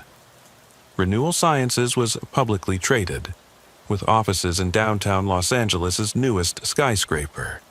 On paper, they developed organ preservation technology and synthetic tissue alternatives. Their board included respected scientists, former FDA officials, and prominent investors. But Fairweather found connections that suggested Renewal Sciences was the exchange's legitimate face, laundering their profits and research through legal channels. The CEO of Renewal Sciences was Dr. Elizabeth Harrington, a renowned transplant surgeon who'd pioneered several legitimate techniques for organ preservation. When Coldwater and Fairweather arrived at her office with a warrant, she received them with calm professionalism. "I assume this is about the unfortunate connections between some of our research and the exchange," she said, her voice carrying a slight British accent. "We've been cooperating fully with authorities. We had no knowledge that some of our theoretical research was being applied illegally. Your company received over $300 million in investments that trace back to the exchange's operations," Coldwater stated. "We received investments from venture capital firms. We don't investigate the source of every dollar. That would be impossible in modern finance. But the investigation of Renewal Sciences revealed something far more sinister. They weren't just laundering the exchange's money. They were preparing to legitimize their entire operation. Files discovered on encrypted servers showed a 10-year plan to gradually normalize organ trading through legislative lobbying, medical journal publications, and public relations campaigns. The plan, titled the Transition Protocol, outlined steps to make organ selling legal by 2015. First, they would promote compensated donation for renewable materials like blood and plasma. Then expand to single kidneys from living donors. Eventually, they aimed to create a regulated market for all human organs, where the poor could legally sell their bodies to the rich. "It's brilliant in its evil," Fairweather told Coldwater as they reviewed the documents. They were going to make organ trafficking legal by calling it something else: biological resource sharing or compensated anatomical gifts. The investigation team discovered that Renewal Sciences had been conducting legitimate research alongside their illegal activities. They'd developed revolutionary preservation techniques that could keep organs viable for weeks instead of hours. They'd created synthetic blood substitutes that were superior to anything currently available. They'd even pioneered techniques for growing organs from stem cells, though these required starter material harvested from unwilling donors. Dr. Harrington maintained her innocence throughout interrogation, insisting she was a scientist, not a criminal. But her personal files revealed she'd been fully aware of the exchange's operations. She'd even selected some victims herself, choosing them for specific genetic markers needed in her research. One file contained her notes on a young man named Christopher Reeves, no relation to the actor, a college student who disappeared 6 months earlier. She'd selected him for his rare blood type and a genetic mutation that gave his organs unusual compatibility with multiple recipients. Her notes clinically described his harvesting schedule and the research applications for each organ. Christopher was found alive in a Renewal Sciences facility, hidden within their legitimate laboratory. He'd been kept in a medically induced coma for months, his body used as a living organ farm. When he was finally awakened, his testimony was heartbreaking. "I remember fragments," he said, tears streaming down his face. "Being aware, but unable to move or speak. Feeling them cutting into me, taking things. They told me I was serving science, that my sacrifice would save hundreds. But I never agreed to sacrifice anything. The number of victims continued to grow. Renewal Sciences had been operating their own acquisition network, more sophisticated than the exchange's crude kidnappings. They targeted people with specific genetic traits, rare blood types, or unusual immunological profiles. They would approach them with legitimate-seeming medical studies, offering thousands of dollars for participation. Once the victims were in the facility, they never left. The investigation revealed that Renewal Sciences had partnerships with several major hospitals, providing them with organs that were documented as legitimate donations. The hospitals claimed ignorance, but the sheer volume of organs from a single source should have raised questions. In 1 year, Renewal Sciences had provided over 500 organs to Los Angeles area hospitals, more than all other sources combined. Dr. Patricia Hoffman, who'd been treating victims throughout the investigation, made a disturbing discovery when examining Christopher Reeves. "He's been genetically modified," she reported to Coldwater. "His bone marrow has been altered to produce a universal donor blood type. They didn't just harvest from him, they turned him into a biological factory. The modifications were irreversible. Christopher would spend the rest of his life producing blood that wasn't quite his own, his body permanently altered to serve the exchange's purposes. Several other victims showed similar modifications, altered to be better sources of whatever materials the exchange wanted to harvest." The investigation took a personal turn when Coldwater received a visit from his own doctor, who'd discovered something during a routine physical. "Jeremiah, you have a surgical scar that doesn't match any procedure in your medical history," the doctor said. "It's about 6 months old, consistent with a kidney biopsy. Have you had any procedures you haven't told me about?" Coldwater hadn't, but reviewing his schedule, he found a 3-day period 6 months earlier when he'd been sick with what he thought was food poisoning. He'd been barely conscious, attributing it to a bad restaurant meal. But now, with the scar as evidence, he realized he'd been drugged and biopsied. The exchange had been evaluating him as a potential target. His medical records from that period had been altered, showing treatment for gastroenteritis at a clinic that, upon investigation, didn't exist. Someone had covered up whatever had been done to him. Testing revealed he still had both kidneys, but tissue samples had been taken.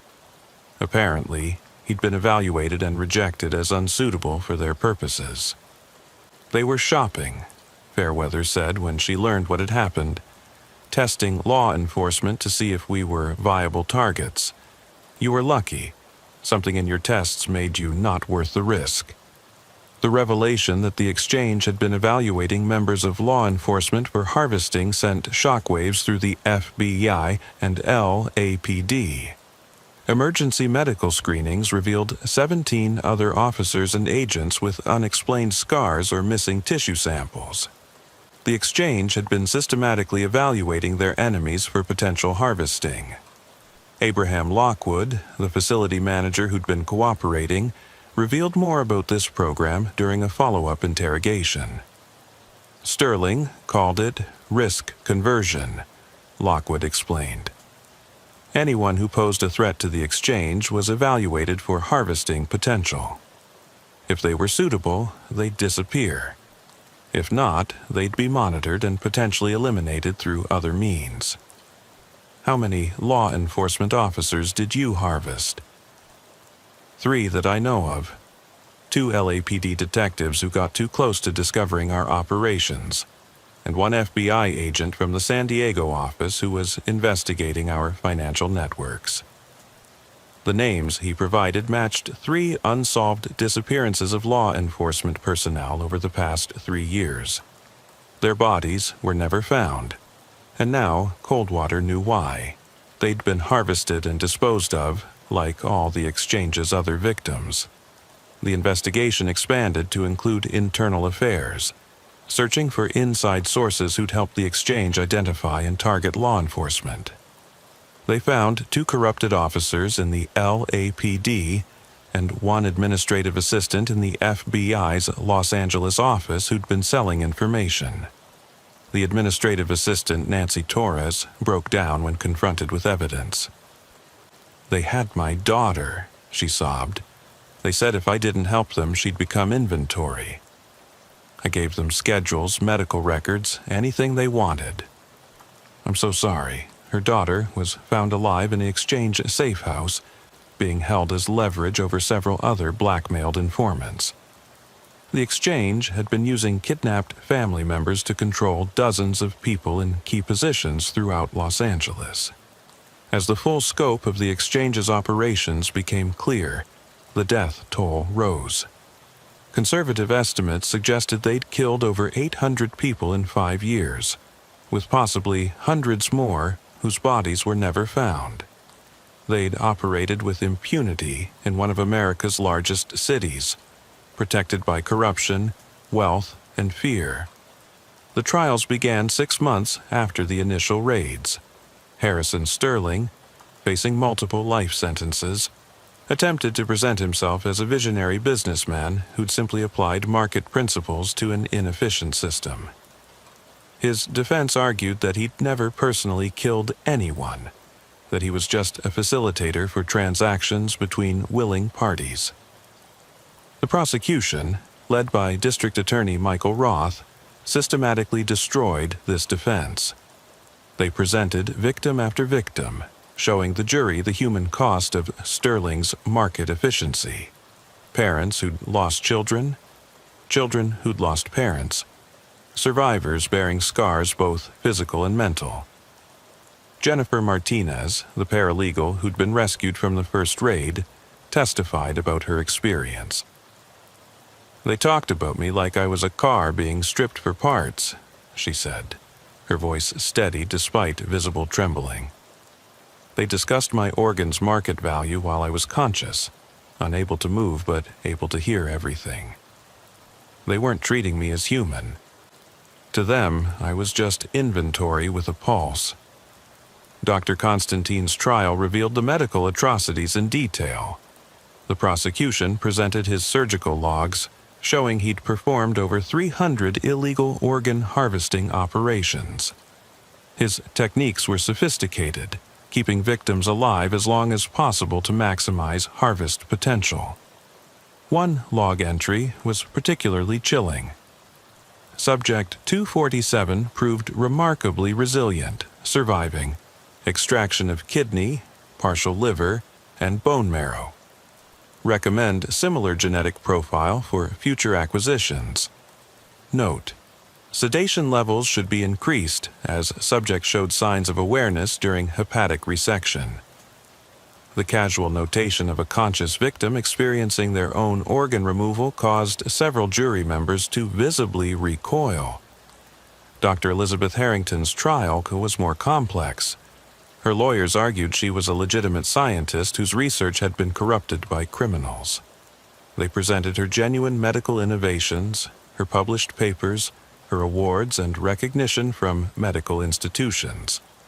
But the prosecution showed her direct involvement in victim selection, her personal notes on harvesting schedules, and most damningly, video footage of her observing illegal procedures at Renewal Sciences facilities. In one video, she could be heard directing the removal of a heart from a victim who was still alive, kept breathing by machines to preserve organ viability. "Careful with the ascending aorta," her voice said clearly. "We need that intact for the research protocol." The victim in the video was identified as Maria Santos, a 23-year-old nursing student who disappeared a year earlier. Her parents were in the courtroom when the video was shown. Their anguished cries led to a temporary recess. Marcus Stone, the enforcement division leader, was tried for multiple murders, including Robert Fitzgerald, the venture capitalist who'd threatened to expose the exchange. Stone showed no remorse, maintaining throughout his trial that he was a soldier following orders in a war for human evolution. "The weak have always fed the strong," he said during his allocution. "We just made the process more efficient. In nature, the sick and weak die to feed predators and scavengers. We simply redirected that natural process to benefit humanity's strongest members." His complete lack of empathy and his view of human life as a commodity to be managed chilled even hardened court observers. He was sentenced to death, though California's moratorium on executions meant he would likely die of old age on death row. The trials of the exchange's clients were equally revealing. Many claimed ignorance, but financial records and communications showed they knew exactly what they were buying. Some tried to justify their actions as survival instinct, arguing anyone would do the same when facing death. Margaret Morrison, the federal judge who'd received an illegal liver transplant, was stripped of her position and sentenced to 20 years.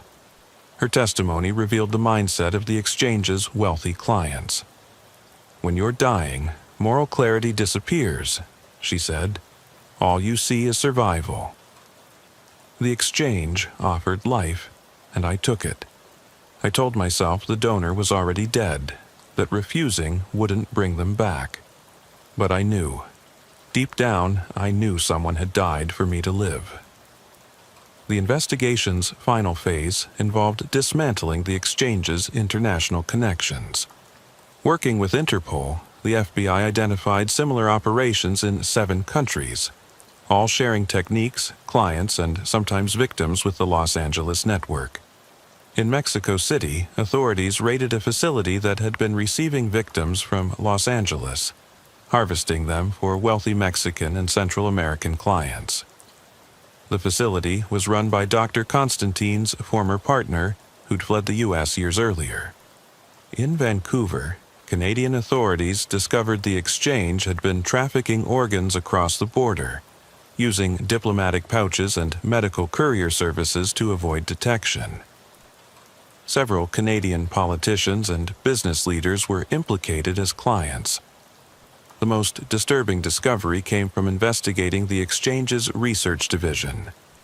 In a storage facility in Riverside County, investigators found preserved tissue samples from thousands of victims. The exchange had been building a genetic library, collecting DNA from everyone they'd harvested. Dr. Harrington, in a moment of candor during her sentencing, revealed the purpose. "We were preparing for the future of medicine," she said. Personalized organs grown from stem cells, genetic modifications tailored to individual recipients, even consciousness transfer using neural mapping from preserved brain tissue. The exchange was crude, yes, but it was gathering the raw materials for medical miracles. "You murdered people for theoretical research," the judge responded before sentencing her to life without parole.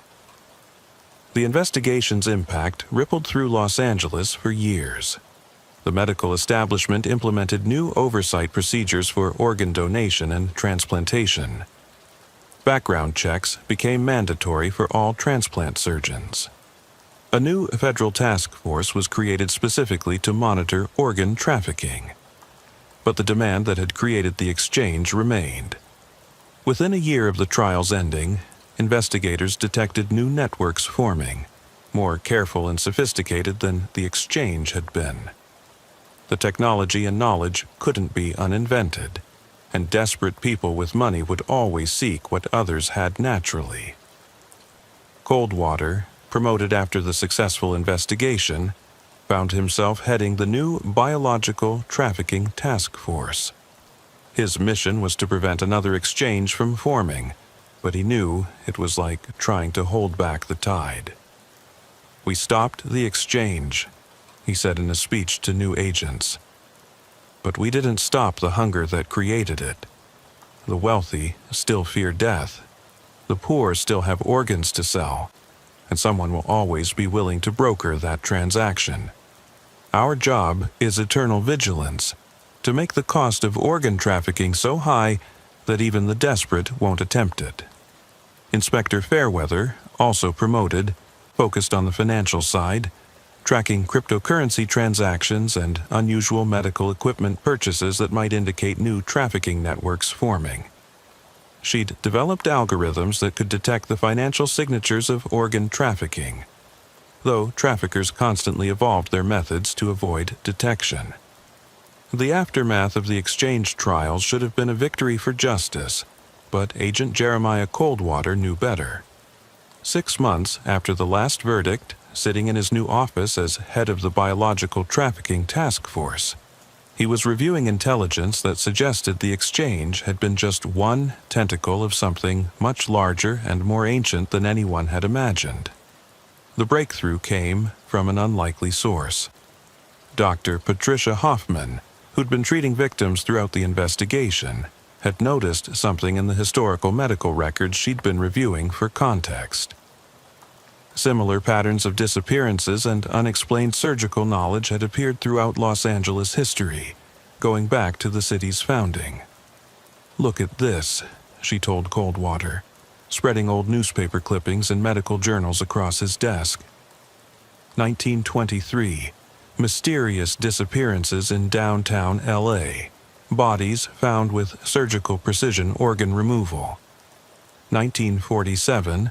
A ring of doctors arrested for illegal transplant experiments, though transplants weren't supposed to be possible yet. 1968. Mass graves discovered in Griffith Park with evidence of organ harvesting.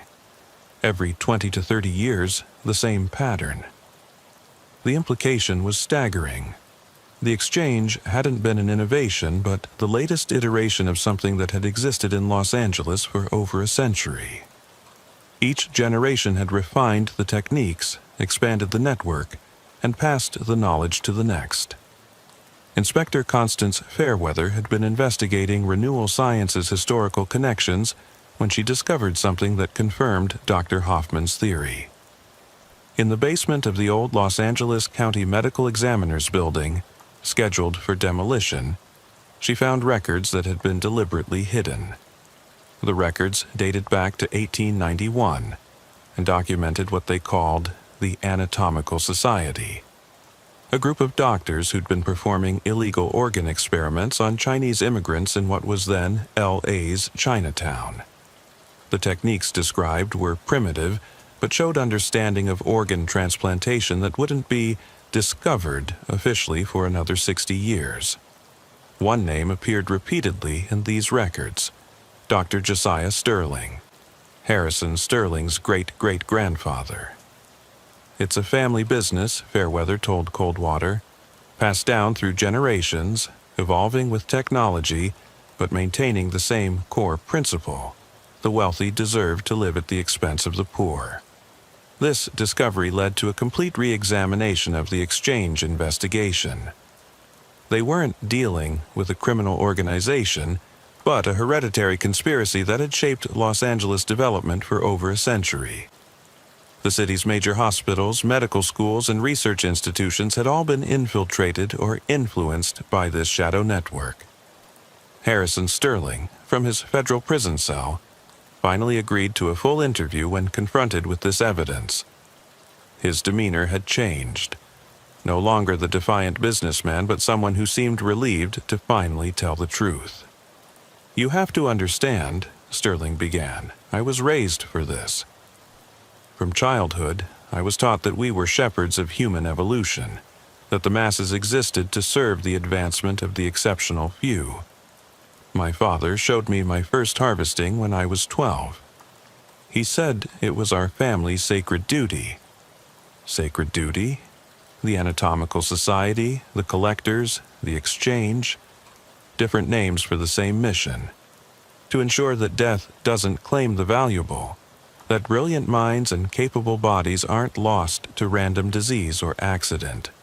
We redistribute life from those who waste it to those who maximize it. Sterling revealed that the organization had members in every major family in Los Angeles, high society. Generations of doctors, politicians, and business leaders had been part of the conspiracy, either as operators or clients. The city itself had been shaped by their influence. "Why do you think Los Angeles became the center of the entertainment industry?" Sterling asked. "Beautiful people, desperate for fame, willing to do anything for success. The perfect harvest ground. Hollywood was built on our foundation. The investigation files from the 1947 arrests that Dr. Hoffman had found contained interrogation transcripts that were chilling in their similarity to the current case. A Dr. Marcus Constantine, Dr. Michael Constantine's grandfather, had said almost identical things about the necessity of biological redistribution and the evolution of mankind through selective preservation. The generational conspiracy explained something that had puzzled investigators: how the exchange had operated so smoothly, with such sophisticated techniques and established networks. They'd inherited decades of knowledge, contacts, and infrastructure. Abraham Lockwood, the facility manager who'd been cooperating, revealed more about this inherited system. "There are archives," he said during a late-night interrogation. hidden libraries containing medical knowledge that's decades ahead of public science. Techniques developed through thousands of illegal procedures, documented and refined over generations. The exchange didn't invent anything. We just modernized what already existed. Where are these archives? Scattered throughout the city. Some in private collections, some in university basements, some in places you'd never think to look. The city sits on a foundation of hidden knowledge built from human suffering. The task force began a systematic search of Los Angeles historical buildings, medical institutions, and private estates. What they found rewrote the history of medical advancement. In the basement of the University of Southern California's medical library, behind a wall that hadn't been opened since the 1960s, they found thousands of documents detailing illegal medical experiments. Organ transplants performed decades before they were supposedly possible. Anti-rejection drugs developed through systematic testing on unwilling subjects, surgical techniques that mainstream medicine was only now discovering. One document, dated 1934, described a successful heart transplant, 33 years before Dr. Christian Barnard's first human heart transplant. The recipient was identified only as Subject 12, but financial records suggested it was a prominent banker who'd lived another 10 years after the procedure. The donor was listed as Vagrant Oriental, approximately 25 years. The casual racism and dehumanization in the records showed how the organization had justified their actions. Immigrants, minorities, the poor, all were seen as resources to be harvested for the benefit of the white, wealthy elite. In a Pasadena mansion that had belonged to the exchange's founders, investigators found something even more disturbing: preserved specimens dating back to the 1920s. Hearts, brains, and other organs floating in custom preservation solutions, each labeled with the donor's ethnicity and the recipient's name. It was a museum of murder, displaying trophies of the organization's history. Among these specimens was something that shouldn't have been possible: a preserved brain dated 1952 with neural implants that looked remarkably modern. The accompanying notes described attempts at consciousness preservation and neural pattern mapping using techniques that modern science was only beginning to explore. Dr. Elizabeth Harrington, from her prison cell, was confronted with these historical documents. Her composed demeanor finally cracked. "You don't understand the full scope," she said. "The exchange, the historical societies, they're all part of something bigger. There's a global network, thousands of years old, dedicated to preserving and advancing certain bloodlines through any means necessary. That's conspiracy theory nonsense. Is it? How do you think certain families maintain power for centuries? How do some people seem to live remarkably long, healthy lives while others die young? There's a hidden system of biological privilege that's been operating since ancient Egypt. The exchange was just the Los Angeles branch." While her claims seemed fantastical, investigation revealed disturbing evidence that supported at least part of her theory. Communications between the exchange and similar organizations in London, Rome, Beijing, and Cairo suggested a coordinated global network sharing techniques and resources. One intercepted message referenced the Eternal Council and discussed bloodline preservation protocols that had been in place for centuries. Another mentioned the Great Harvest of 2025, apparently a planned global operation to acquire specific genetic materials from targeted populations. The investigation uncovered the exchange's breeding program, something even Sterling claimed not to know about. In a facility in Bakersfield, investigators found evidence that the exchange had been selectively breeding humans for optimal organ compatibility and genetic traits. 32 women had been kept in the facility, impregnated with genetically selected sperm, Their children raised specifically to be organ donors. The children, ranging from infants to teenagers, had been told they were in a special boarding school for gifted students. In reality, they were being raised as livestock, their bodies monitored and optimized for eventual harvesting. The rescue of these children created an ethical nightmare. They'd been bred and raised for a specific purpose, educated to believe their destiny was to contribute their organs to society. Several of the older teenagers resisted rescue, insisting they wanted to fulfill their purpose. One 16-year-old boy, identified only as Subject 7A in the records, told investigators, "I was created to save lives. My organs are perfectly compatible with multiple recipients. By sacrificing myself, I can save 7 people." How is that not noble? The psychological conditioning was so complete that it took months of therapy for these children to understand they had value beyond their biological materials. Several attempted suicide when prevented from being harvested, believing their lives were meaningless if they couldn't fulfill their intended purpose. The investigation revealed that the exchange had been planning to expand the breeding program, creating entire communities of genetically optimized humans raised for harvesting. They'd purchased land in Nevada, filed paperwork for a religious commune, and were preparing to create what they called the farm, a self-sustaining community producing human organs on an industrial scale. The plans for the farm were sophisticated, including educational systems, recreational facilities, and even a breeding protocol to ensure genetic diversity. The children would be raised believing they were part of a religious community dedicated to serving humanity through biological gifts. Only the leadership would know the true purpose. Dr. Constantine, during his final interrogation before being sentenced to death, revealed the philosophical underpinnings of the farm project. "We were creating a more honest society," he said.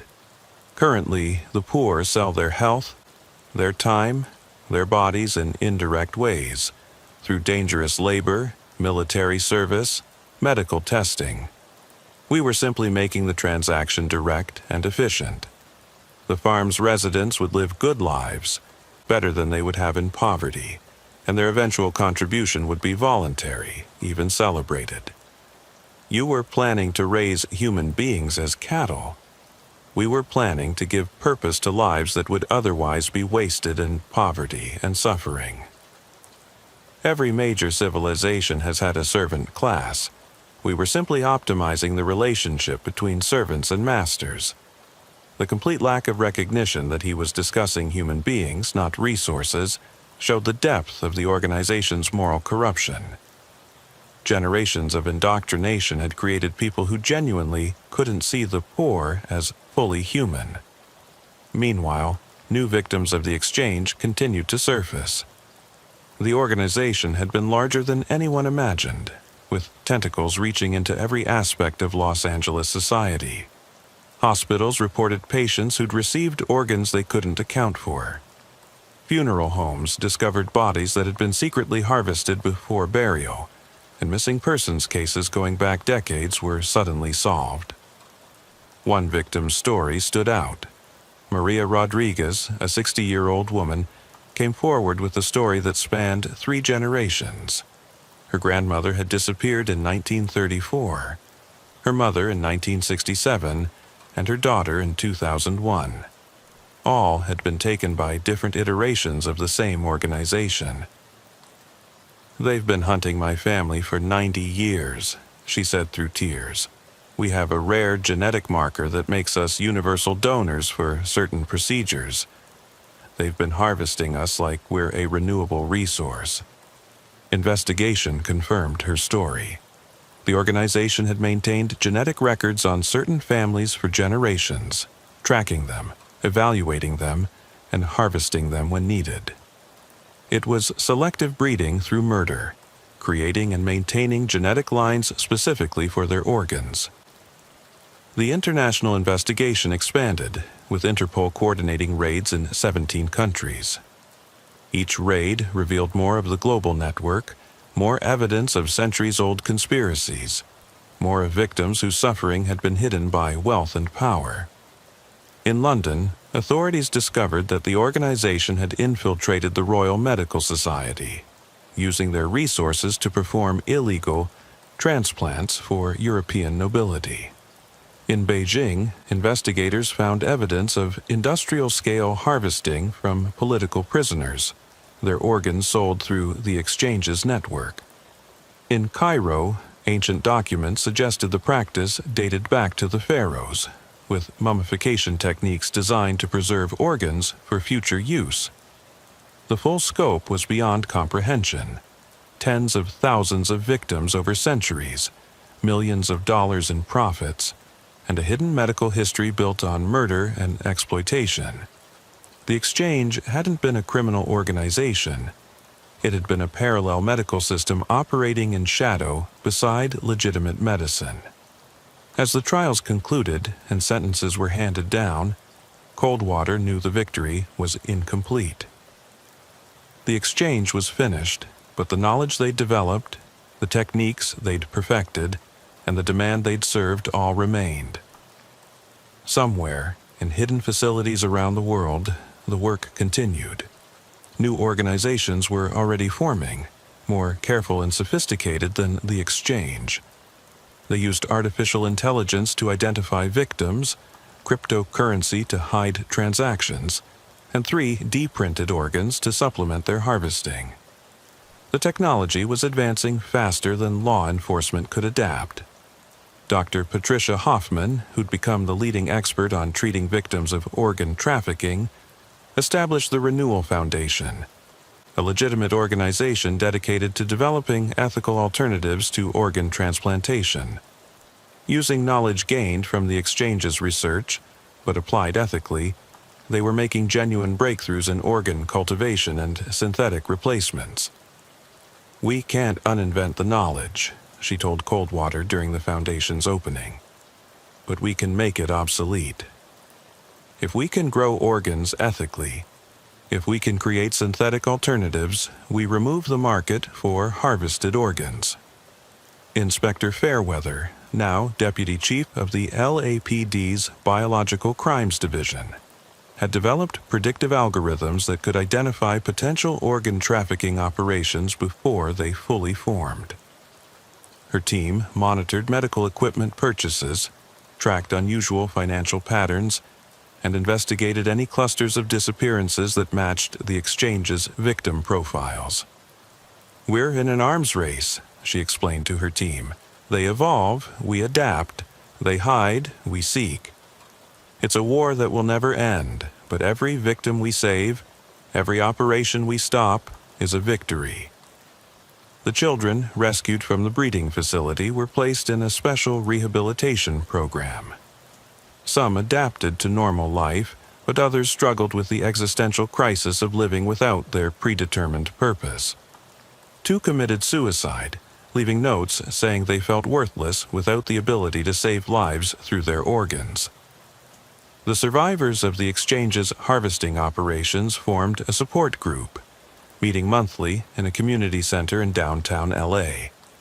They shared their stories, their struggles with physical and psychological scars, and their efforts to rebuild lives that had been shattered.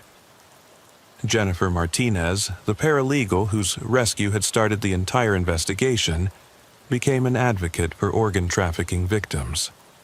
She testified before Congress, pushing for stronger laws and better victim support. "We're not just victims," she said in her testimony. "We're evidence of humanity's capacity for evil, but also its capacity for survival. We lived through being reduced to spare parts, and we're reclaiming our humanity. But we need support, recognition, and most importantly, assurance that this will never happen again." Abraham Lockwood died in prison, but not before providing investigators with one final piece of information. On his deathbed, he revealed the location of the exchange's ultimate archive, a bunker in the San Gabriel Mountains containing the complete history of the organization, all their research, and most disturbingly, their future plans. The bunker was a tomb of knowledge, containing medical breakthroughs built on suffering, surgical techniques developed through murder, and philosophical justifications for treating humans as biological resources. It also contained something unexpected: regret. In personal journals from organization members going back decades, investigators found doubts, guilt, and recognition of the evil they were committing. But each generation had convinced itself that they were too deep to stop, that the knowledge was too valuable to waste, that someone else would continue if they didn't. One journal, from a doctor in the 1960s, was particularly poignant. "I became a doctor to save lives. Now I take them. I tell myself it's for the greater good, that one death saves many, but I see their faces when I close my eyes. We've become monsters in the name of medicine, but the knowledge we've gained could revolutionize healthcare if it could somehow be separated from its bloody source."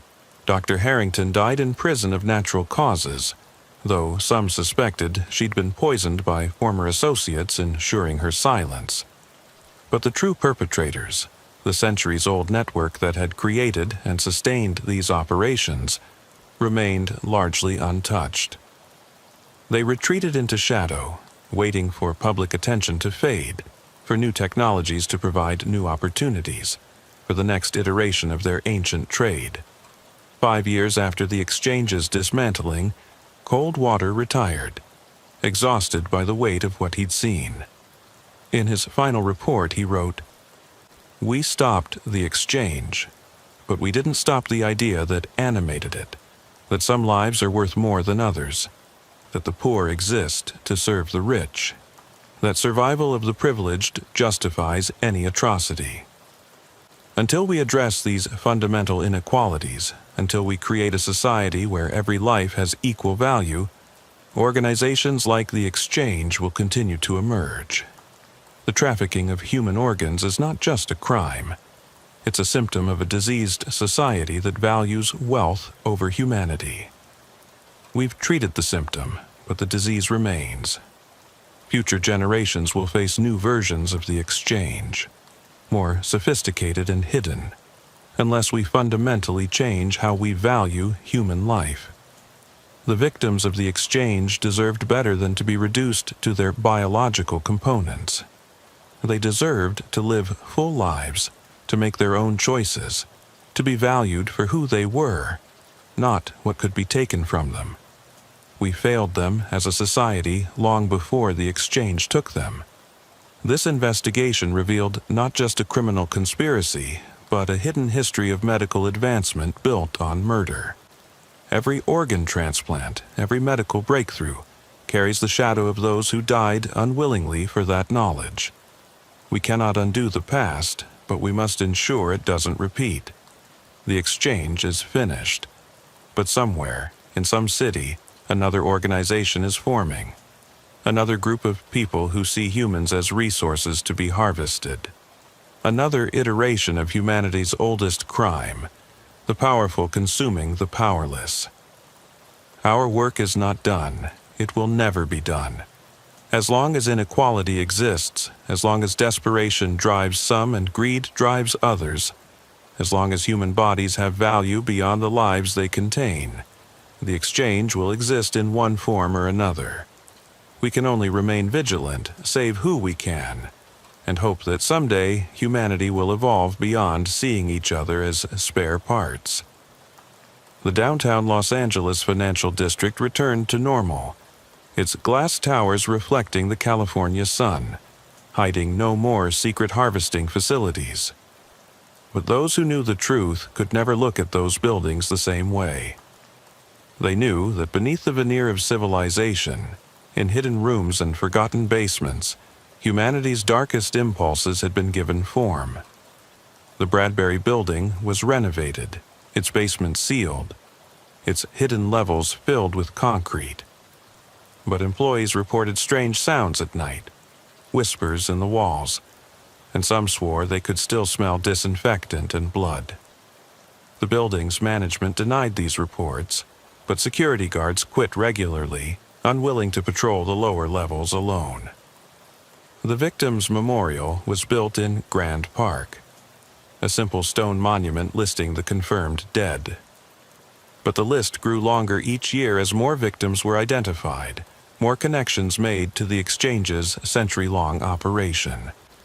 Families came to mourn people who disappeared decades ago, finally having answers to questions that had haunted them. Inspector Fairweather, now Chief Fairweather, kept a map in her office marking every location where the exchange had operated. Red pins for confirmed sites, yellow for suspected, green for cleaned and cleared. But new pins appeared regularly, the map never quite complete, the network never fully exposed. And in the shadows of Los Angeles, in other cities around the world, new exchanges were forming, more careful, more hidden, learning from the exchange's mistakes. The market for human organs continued, the demand never satisfied, the supply always insufficient. The war between those who would harvest humans and those who would protect them continued, invisible to most, vital to all. Each victory was temporary, each defeat potentially fatal. Each day a new battle in humanity's struggle to recognize its own humanity. The exchange was gone, but its legacy remained. In the knowledge gained from suffering, in the techniques developed through murder, in the recognition that given the right circumstances anyone could become either predator or prey in the market for human flesh. Los Angeles healed, as it always did, covering its scars with sunshine and glamour. But underneath, in the dark spaces between what was known and what was hidden, the city remembered, and waited, and watched, because somewhere, someday, another exchange would rise, and the harvest would begin again. The morning fog rolled in thick off the Pacific Ocean, shrouding Venice Beach in a gray veil that seemed to muffle even the sound of the waves. FBI Special Agent Archibald Pembroke stood on the boardwalk, watching the early morning joggers materialize and disappear like ghosts in the mist. It was June 2001, and he'd been called to investigate a pattern of disappearances that the LAPD could no longer explain away as typical Los Angeles transients. Officer Nathaniel Bradshaw of the Venice Beach Patrol Unit had been the first to notice the pattern. A 20-year veteran who knew every regular on the boardwalk, he'd compiled a list that made for disturbing reading.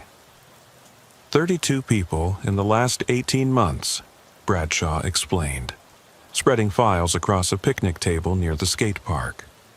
All regulars, street performers, vendors, fitness enthusiasts who used Muscle Beach. Not transients who might normally move on, but people with established routines, regular spots, communities who knew them. Pembroke examined the files. The missing persons ranged in age from 18 to 35, all in excellent physical condition, all with no history of mental illness or substance abuse that might explain a sudden disappearance. "What made you call federal involvement?" Pembroke asked. "This," Bradshaw said, producing a photograph. It showed a section of beach near the Venice Pier, taken at night with infrared film. In the image, several figures could be seen carrying what appeared to be a body toward a van. Security camera from a beachfront restaurant. The owner only noticed it when reviewing footage after his nephew mentioned seeing strange activity at night. The image quality was poor, but forensic enhancement had revealed something crucial. The van had medical equipment visible through its rear windows, and one of the figures was wearing what appeared to be surgical scrubs. Medical personnel abducting people from Venice Beach? That's what it looks like. But here's the strange part. No hospitals in the area have reported any unusual activity. No ambulance services show calls to these locations, and no medical facilities are missing vehicles. Pembroke established a command center in a vacant storefront on the boardwalk, positioning himself in the heart of where the disappearances were occurring. The first thing he did was map the disappearance sites, and a pattern emerged immediately. All were within a half-mile radius of an abandoned building on Pacific Avenue, a former medical clinic that had closed in 1995. The clinic had been owned by Dr. Eleanor Cromwell, a psychiatrist who'd specialized in treating homeless populations and addiction disorders. According to records, she died in 1996, a year after the clinic closed, but the building remained in her estate's possession, neither sold nor demolished. "No one goes near that place," a local vendor named Carlos told Pembroke when asked about the building. Bad energy. People who sleep too close to it have nightmares. Sometimes at night you can see lights inside, but the police say it's just reflections from the street. Pembroke obtained a warrant to search the building. From the outside, it appeared completely abandoned.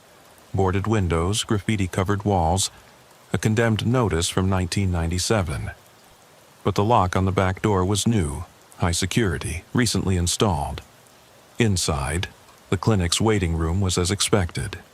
Dusty, abandoned, furniture covered in sheets. But Pembroke noticed something odd. The dust patterns were inconsistent. Some areas showed years of accumulation. Others looked recently disturbed. And there was a smell, faint but unmistakable, of disinfectant.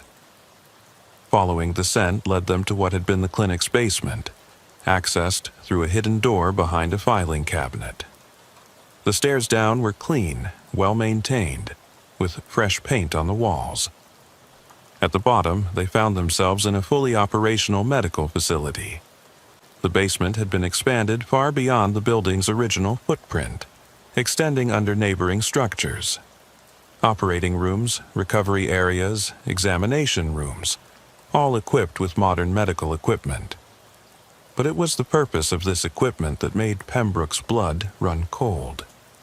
In one room, they found detailed anatomical charts, but these weren't standard medical diagrams. They showed surgical modifications, additions to the human body that shouldn't exist. Gills grafted onto necks, webbing between fingers and toes, modifications to eyes for enhanced underwater vision. "What the hell were they doing here?" Bradshaw whispered, staring at the diagrams. They found their answer in the next room. Medical files, dozens of them, each documenting what they called aquatic adaptation procedures. The files contained before and after photos showing human subjects who'd been surgically modified to be semi-aquatic. The project was called Neptune's Children, and according to the documentation, it had been running for 3 years. The goal was to create humans capable of living both on land and underwater, preparing for what the documents described as the inevitable flooding of coastal cities due to climate change. One file caught Pembroke's attention, Subject 27, marked as Successful Integration. The before photo showed a young woman who'd been reported missing from Venice Beach 6 months earlier, Sarah Martinez, a fitness instructor who'd taught yoga on the beach. The after photos were horrific. Her neck showed gill slits, her hands and feet were webbed, her eyes had been surgically altered to include nictitating membranes like those found in sharks. But the most disturbing notation was at the bottom of her file, Subject successfully released into Pacific ecosystem. Monitoring ongoing. "They put her in the ocean?" Bradshaw said, reading over Pembroke's shoulder. A sound from deeper in the facility made them both freeze. Footsteps, multiple sets, approaching from a section they hadn't explored yet. Pembroke drew his weapon, motioning for Bradshaw to call for backup. Before backup could arrive, 3 figures emerged from the shadows. They wore medical attire but moved wrong, too fluid, almost undulating. As they came into the light, Pembroke saw why. They'd been modified. Gill slits on their necks opened and closed. Their eyes were larger than normal with a silvery sheen, and when one spoke, the voice was distorted, gurgling. You shouldn't be here, the lead figure said. The work is not complete. FBI, you're all under arrest, Pembroke announced, though he wasn't sure what he was even looking at. The figure that seemed to be the leader laughed, a sound like water bubbling through pipes. Arrest? We're trying to save humanity. The oceans are rising, cities will flood. We're creating the next evolution of human survival. You're experimenting on unwilling subjects. Unwilling? They volunteered. Every one of them chose transformation over their meaningless lives on the boardwalk. We gave them purpose, evolution, a future. The leader pulled back their surgical mask, revealing a face that was barely human anymore. Scales covered parts of the skin, the nose was almost flat with slit-like nostrils, and the mouth was wider than it should be. I am Dr. Harold Morrison, the figure said. I was Dr. Eleanor Cromwell's colleague. When she died, I continued her vision. She believed humanity needed to adapt to survive. I've made that vision reality. Backup arrived then, SWAT, officers flooding into the basement, but they stopped short when they saw the modified beings. The standoff was surreal. Police officers pointing weapons at creatures that had once been human, unsure if they were dealing with victims or perpetrators. Dr. Morrison raised his webbed hands in surrender. We won't resist, but you need to understand, there are more of us. In the ocean, in the storm drains, in the aquifers beneath the city. We're not monsters, we're the future. As they were being arrested, one of the modified beings, younger than the others, spoke to Pembroke directly. Please, she said, her voice more human than Morrison's. Some of us want to be changed back. We were promised we could return to normal if we didn't like it. But the process, it's irreversible. The full search of the facility revealed the horrible scope of the experiments. 32 people had been taken from Venice Beach, all subjected to various stages of modification. 12 had died during the procedures, their bodies disposed of at sea. 8 were in the facility, in various stages of transformation. The remaining 12 had been released into the ocean. In Morrison's office, they found correspondence with investors, tech billionaires who believed that climate change would create a market for enhanced humans capable of surviving in flooded cities. They'd funded the research, expecting to profit from selling the modification procedures to wealthy clients seeking to survive the anticipated apocalypse. One investor, Richard Townsend, had even undergone partial modification himself, giving him the ability to hold his breath for 30 minutes and see clearly underwater. He'd been using these abilities to scout underwater real estate, planning to buy up submerged properties for when humanity moved beneath the waves. The medical equipment was state-of-the-art, some of it experimental technology that shouldn't have been available outside of major research hospitals. The surgical techniques were advanced, combining genetic therapy with traditional surgery and cybernetic implants. It was brilliant and horrifying in equal measure. Among the files, Pembroke found video logs of the procedures. Watching them required a strong stomach. Subjects were conscious during parts of the modifications, screaming as their bodies were altered. Morrison's voice could be heard explaining that the pain was necessary, that the nervous system needed to be recalibrated while active. But the most disturbing discovery came when they found the nursery. In a sealed section of the facility, they discovered tanks containing what Morrison had labeled second-generation specimens. These weren't modified humans. They were children born from modified parents, exhibiting aquatic adaptations from birth.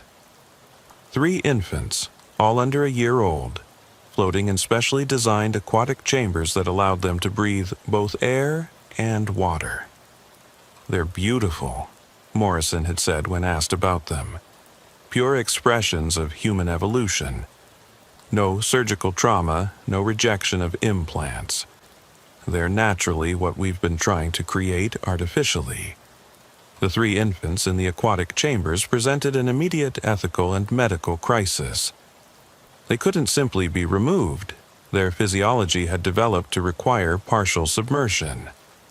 The specialized medical team called in from UCLA Medical Center was stunned by what they found.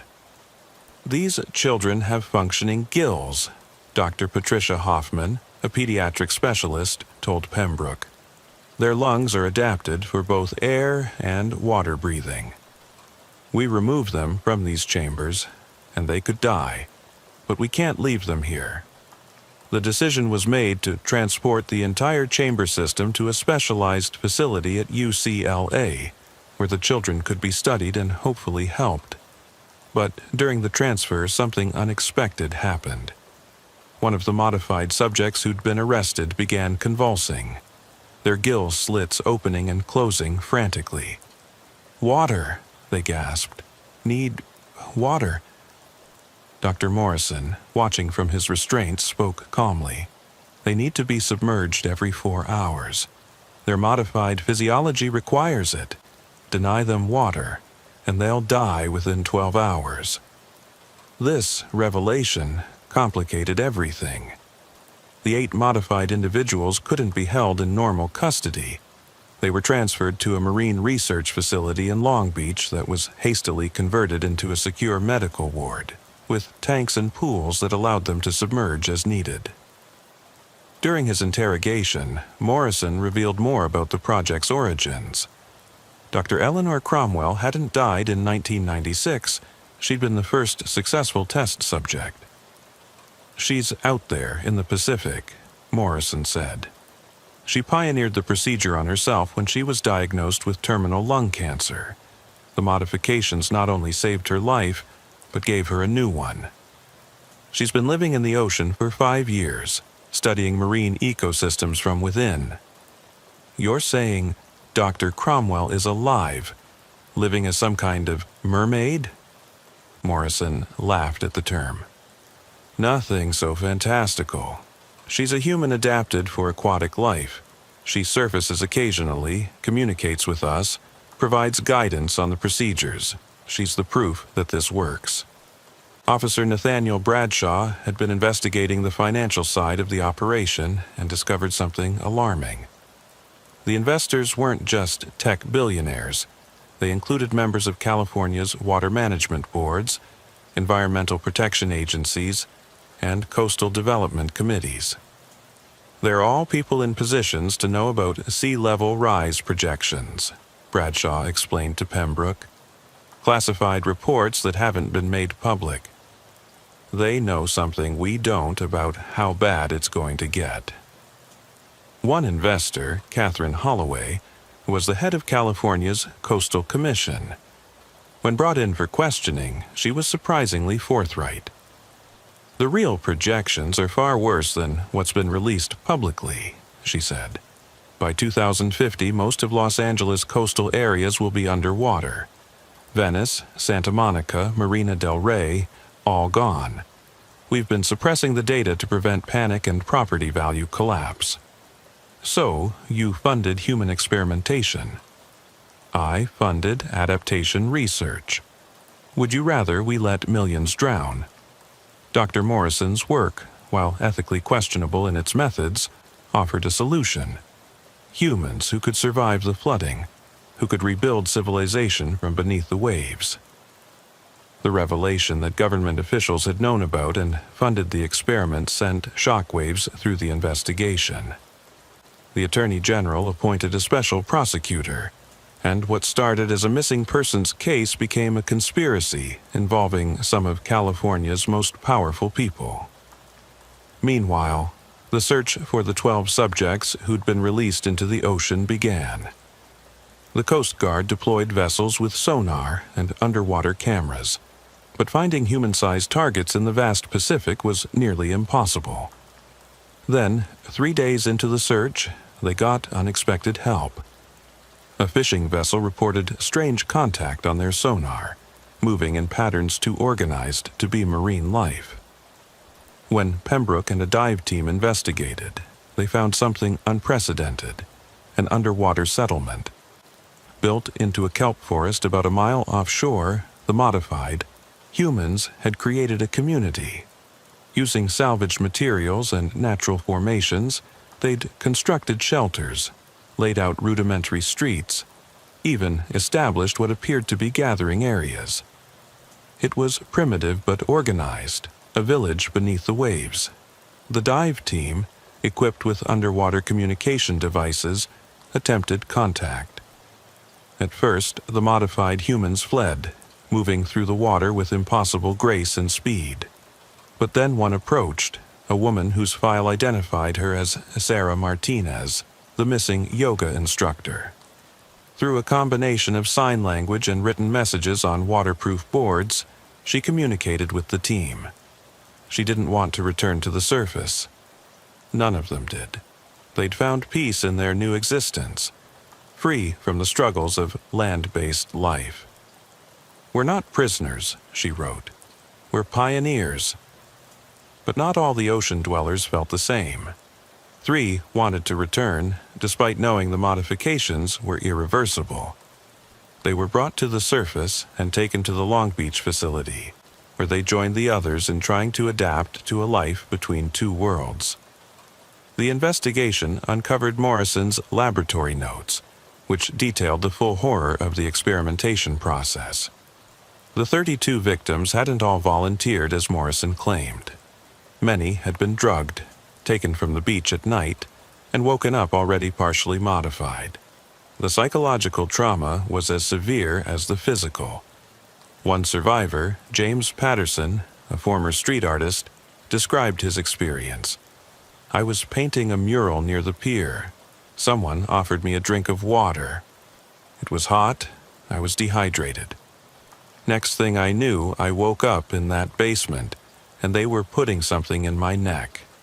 I could feel them cutting, installing something. They said I'd thank them later, that I was being given a gift." The modifications weren't just surgical. Morrison had been using experimental gene therapy, retroviruses that rewrote human DNA. The subjects weren't just surgically altered. They were genetically modified organisms, GMOS in human form. Dr. Patricia Hoffman, studying the modified individuals, made a disturbing discovery. "The modifications are progressive," she explained to Pembroke. "The genetic changes continue even after the initial procedures. They're becoming less human over time. In another few years, they might be genetically distinct enough to be classified as a different species." This raised terrifying questions. Could the modified humans breed with normal humans? Were their modifications contagious in any way? What happened to the human genome if these altered individuals integrated into the general population? The 3 infants in the chambers provided partial answers. Born from 2 modified parents who'd met in the underwater settlement, they represented a new branch of human evolution, one directed not by nature but by the deliberate intervention of Dr. Morrison and his team. Among Morrison's files, they found something even more ambitious: plans for Phase 2. This involved not just modifying individuals but creating underwater cities, complete colonies of modified humans who would establish a parallel civilization beneath the waves. The plans were detailed and well-funded.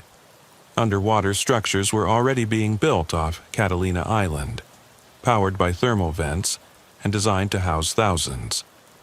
The investors saw it as the ultimate gated community, a place where the wealthy could survive climate change while the rest of humanity struggled on the surface. "It's not just about survival," Morrison explained during a subsequent interrogation. "It's about transcendence. The ocean covers 70% of Earth's surface. We're not fleeing the land, we're claiming the rest of the planet." The modified individuals at the Long Beach facility were struggling.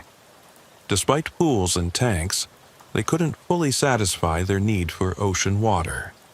The salt content, pressure, and ecosystem of the actual ocean couldn't be replicated. Several were developing health problems, their modified bodies failing without their intended environment. Dr. Morrison offered a solution that created an ethical nightmare. "Let me continue treating them," he proposed. "I can stabilize their conditions, help them adapt to a hybrid existence. Without my expertise, they'll all die within months." It was blackmail, but it was also probably true. Morrison understood the modifications better than anyone. The authorities were forced to allow him supervised access to the patients, working under heavy guard to keep the victims alive. During these sessions, Morrison revealed more about Dr. Eleanor Cromwell's current status. She wasn't just living in the ocean, she was leading the underwater colony. The modified humans saw her as a prophet, the first of their kind, the one who'd shown them the way to a new existence. "She wants to meet with you," Morrison told Pembroke. "She says she can explain everything, show you why this is necessary." The meeting was arranged at night on a platform off the Venice Pier. Pembroke waited with a security detail, wondering if they were about to arrest a ghost or validate Morrison's claims. At exactly midnight, a figure emerged from the water. It had once been Dr. Eleanor Cromwell, but 5 years of aquatic modification had transformed her into something barely recognizable as human. Her skin had a blue-gray tint with a scaled texture. Her eyes were enormous and silver, and gill slits on her neck opened and closed rhythmically. When she spoke, it was with difficulty. Her vocal cords adapted more for underwater communication. "Agent Pembroke," she said, her voice like waves on shingle. "I know how this looks. But you need to understand, we're not the monsters here.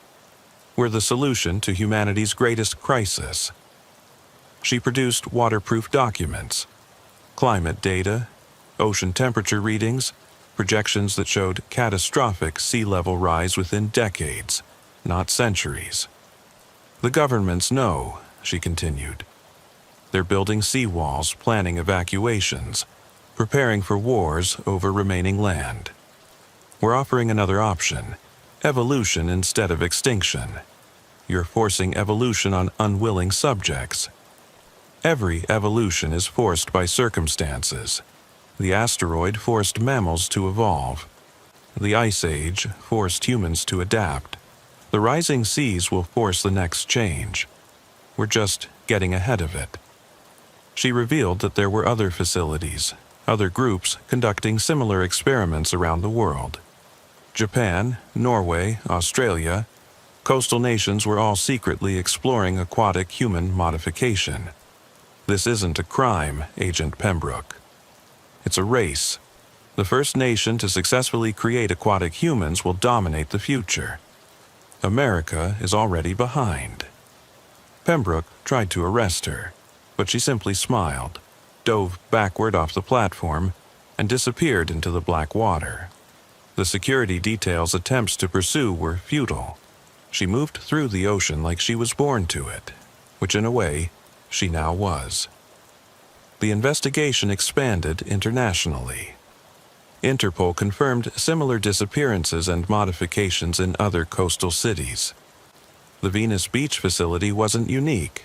It was part of a global network of researchers trying to create aquatic humans. Back at the Long Beach facility, the modified subjects were forming their own community.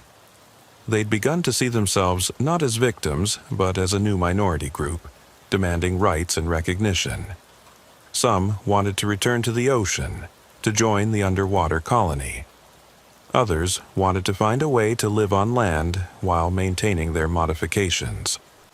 One of them, a young man named Marcus, who'd been a surfer before his modification, became their unofficial spokesman. "We didn't choose this," he told a gathering of reporters, speaking from a specially designed podium that allowed him to submerge periodically. "But we are this now. We're not fully human anymore, but we're not monsters either. We're something new, and we deserve to exist." The legal implications of the Neptune's Children project created unprecedented challenges for the justice system. How do you prosecute crimes when the victims claimed they weren't victims? What rights did genetically modified humans have? Were the children in the tanks American citizens, a new species, or something in between?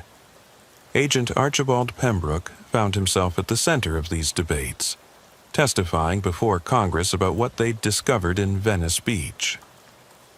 The hearings were closed to the public, the information deemed too sensitive and potentially panic-inducing. What we're dealing with, Pembroke testified, is not just illegal human experimentation. It's an attempt to create a breakaway civilization funded by people who believe conventional humanity has no future. Senator James Crawford, heading the investigation committee, was particularly interested in the government officials who'd known about and funded the project. Are you telling us that members of our own government are preparing for an apocalypse they're not telling the public about? The evidence suggests that classified climate data shows far worse projections than what's been released publicly. These officials saw the Neptune's Children project as a lifeboat for humanity. The hearings were interrupted when news broke that one of the modified humans at the Long Beach facility had died. Thomas Rodriguez, a former Venice Beach lifeguard who'd been one of the first subjects modified, had suffered complete organ failure when his gills and lungs began rejecting each other. Dr. Harold Morrison, who'd been consulting on the medical care, claimed it was because they weren't allowing Thomas to return to the ocean. His body had fully adapted to marine life, Morrison explained. Keeping him in tanks and pools is like keeping a bird in a cage. The stress of captivity killed him. This death sparked protests from an unexpected source. Environmental and human rights groups who argued that the modified humans should be allowed to choose their own fate, including returning to the ocean if they wished. Marina Blackwood, a civil rights attorney, took on the case pro bono. These individuals, regardless of their modifications, retain human rights, she argued in federal court. They have the right to choose where and how they live. If they choose the ocean, who are we to stop them? The case, officially titled Marcus et al. v. United States, would become a landmark in human rights law. The modified humans were suing for the right to return to the ocean, to be recognized as a distinct group with special protections, and for compensation for their involuntary modification. During the trial, more disturbing information emerged. Officer Nathaniel Bradshaw had discovered a second facility, this one in Marina del Rey, hidden beneath a yacht club. This facility was even more advanced, with evidence that they'd been modifying children, runaways and foster children who wouldn't be missed. 5 children, ages 10 to 16, were found in various stages of modification. Unlike the adults, their younger bodies had adapted more completely to the changes. They could no longer breathe air without assistance, requiring special breathing apparatus when out of water. The youngest, a 10-year-old girl who'd been reported as a runaway named Emily, had been in the facility for 6 months. Her transformation was so complete that she could no longer speak above water, communicating only through sign language and written messages. They told me I was special, she wrote during her interview, that I was chosen to be part of something amazing. They said my parents didn't want me, but the ocean would always love me. The psychological manipulation of children added another layer of horror to the already heinous crimes. Dr. Morrison and his team hadn't just been modifying bodies, they'd been indoctrinating their subjects, creating a cult-like devotion to their aquatic transformation. Documents recovered from the Marina del Rey facility revealed the full scope of the indoctrination program. Subjects were shown carefully edited videos of environmental disasters, told that the surface world was doomed, and that only through transformation could they survive. They were taught that normal humans would eventually go extinct, and that the modified were the chosen ones who would inherit the earth. One video, clearly meant for younger subjects, was styled like a children's cartoon. It featured animated characters happily transforming into aquatic beings, singing songs about the joy of living underwater. The production quality suggested significant funding and resources had gone into the propaganda campaign. The investigation into the funding revealed connections to several tech companies developing underwater habitats and equipment. These companies had been preparing to profit from the creation of an aquatic human market, selling specialized equipment, underwater housing, modified food that could be consumed underwater. Richard Townsend, the tech billionaire who'd undergone partial modification, was arrested at his Malibu mansion. His home contained plans for an underwater city off the California coast, complete with factories, schools, and governance structures. He'd been planning to be the founder of a new aquatic nation. "You're thinking too small," Townsend told Pembroke during interrogation. "This isn't about a few modified humans.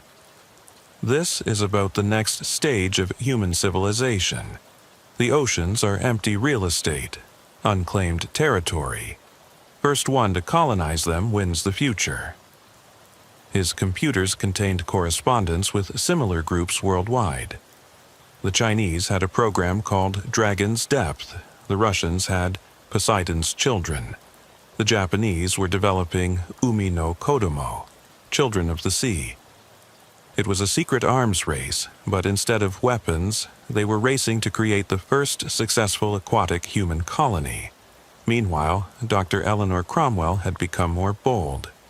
She began appearing near beaches at night, speaking to the modified humans in the Long Beach facility through underwater speakers. Her message was consistent. They were prisoners of a dying world, and their only hope was to join her in the ocean. 3 of the modified subjects attempted escape, trying to reach the ocean. 2 were caught, but one, David Park, a former swimmer, made it to the water.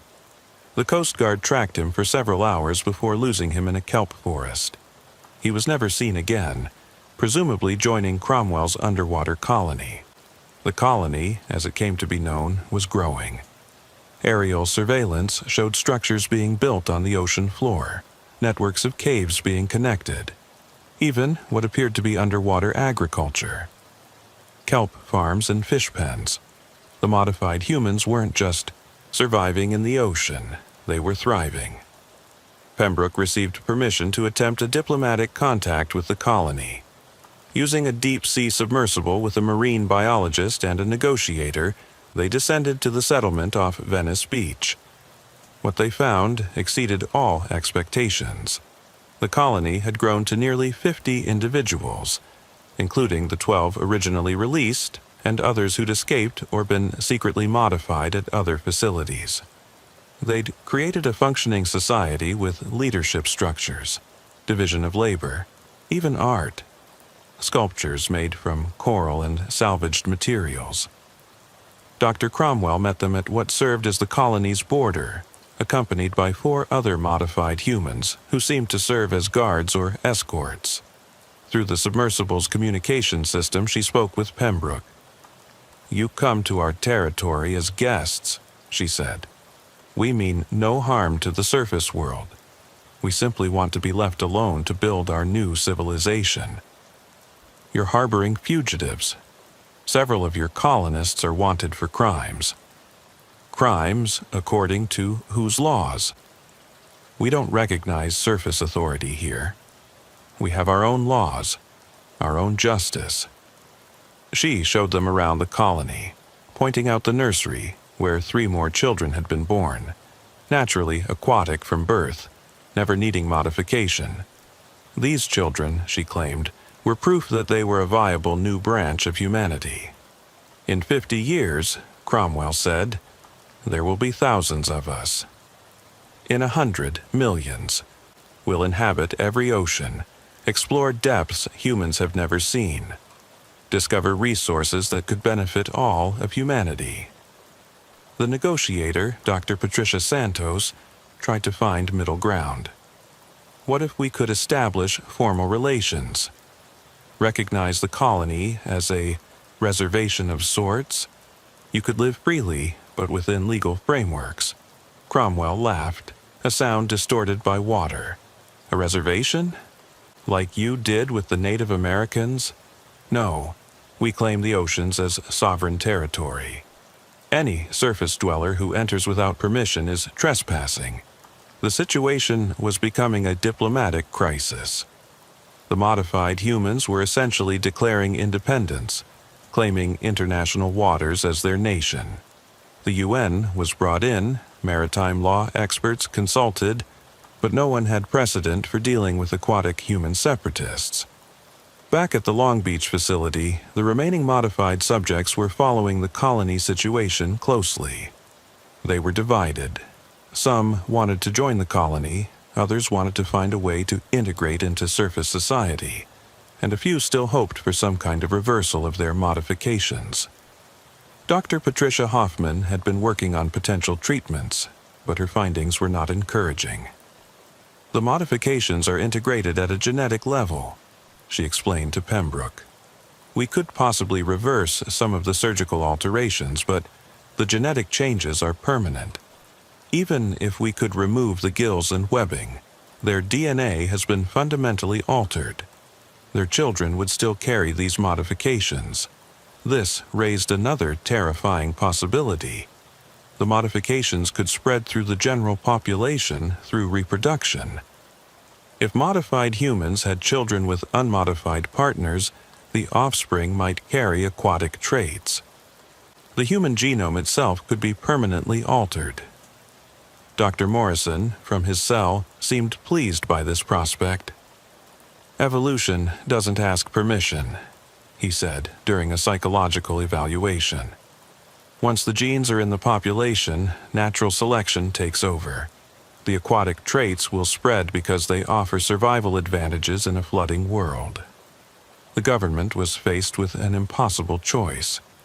They could try to destroy the colony, potentially committing genocide against what might be considered a new human subspecies.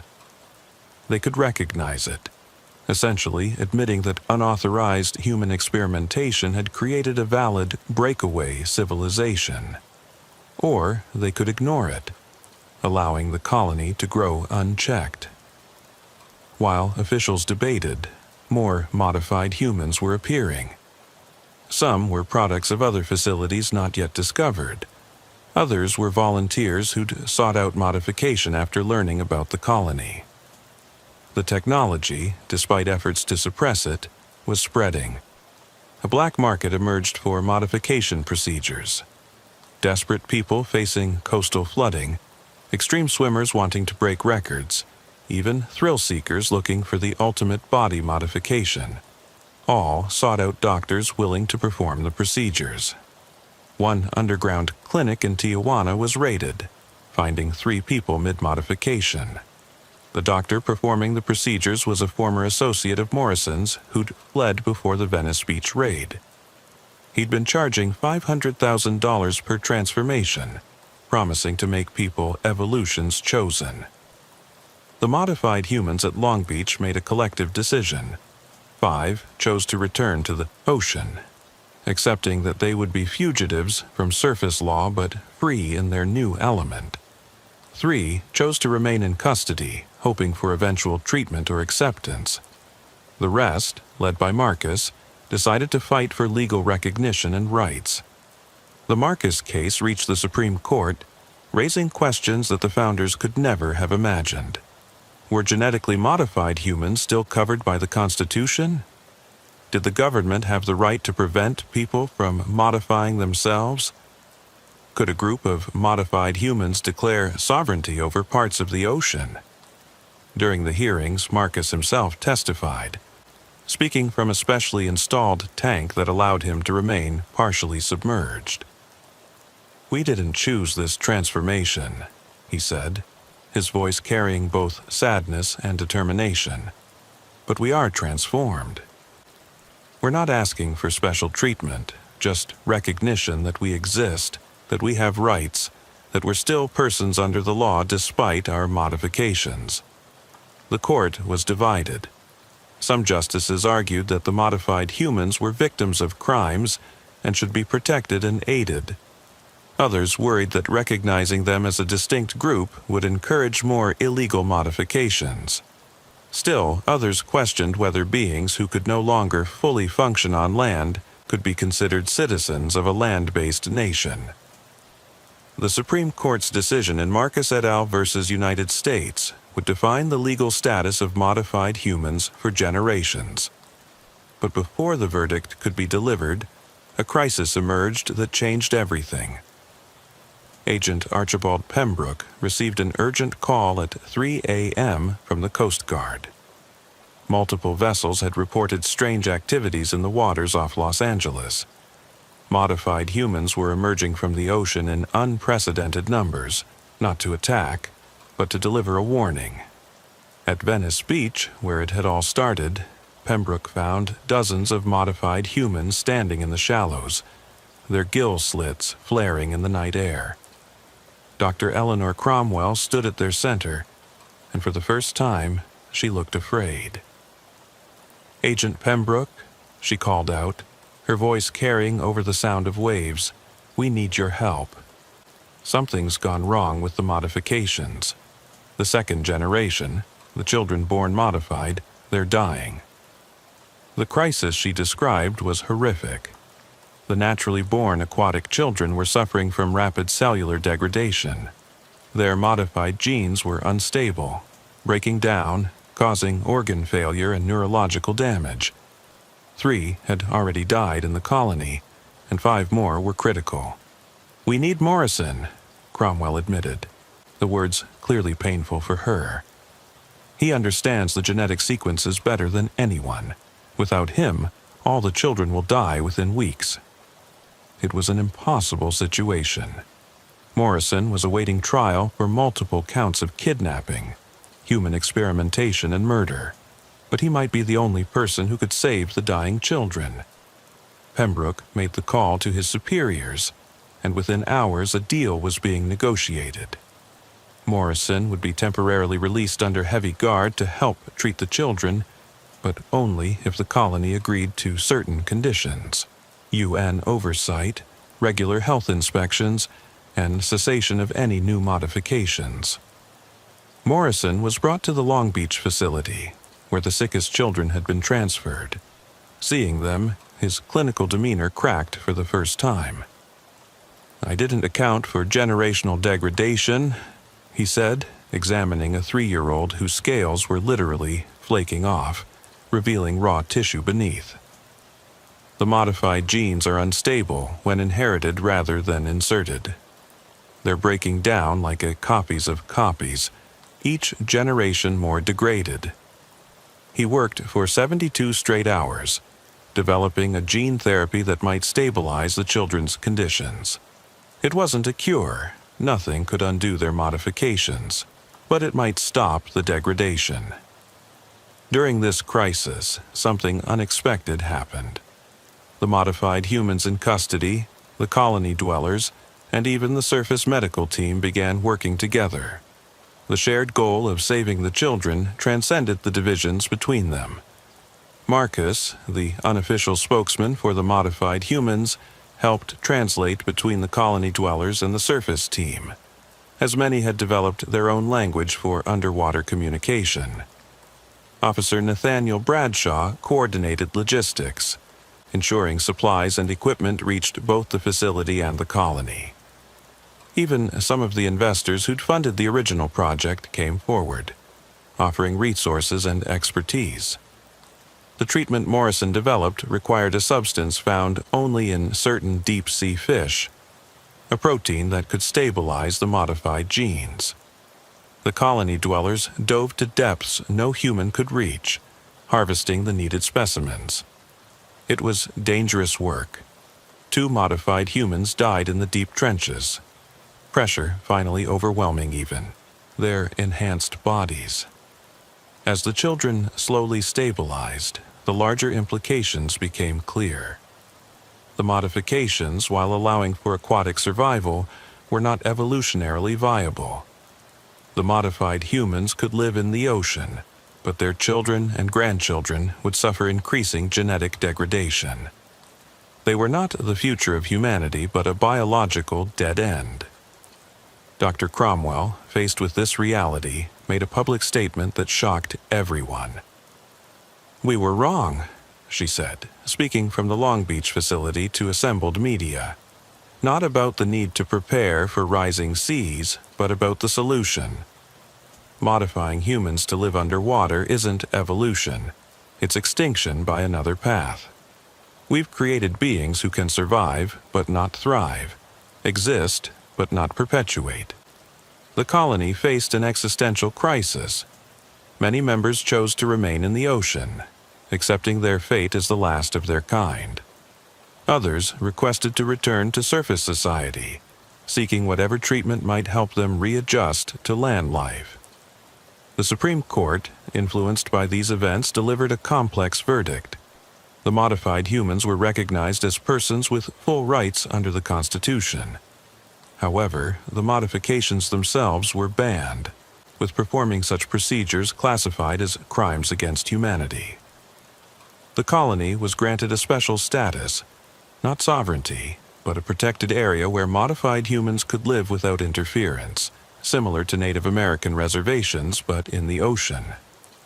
Morrison was convicted on reduced charges in exchange for his cooperation in treating the children and developing protocols to help modified humans adapt to hybrid land-sea life. He was sentenced to 20 years, but would serve it in a special facility where he could continue research on treating, not creating, modified humans. Richard Townsend and the other investors faced financial ruin and criminal charges.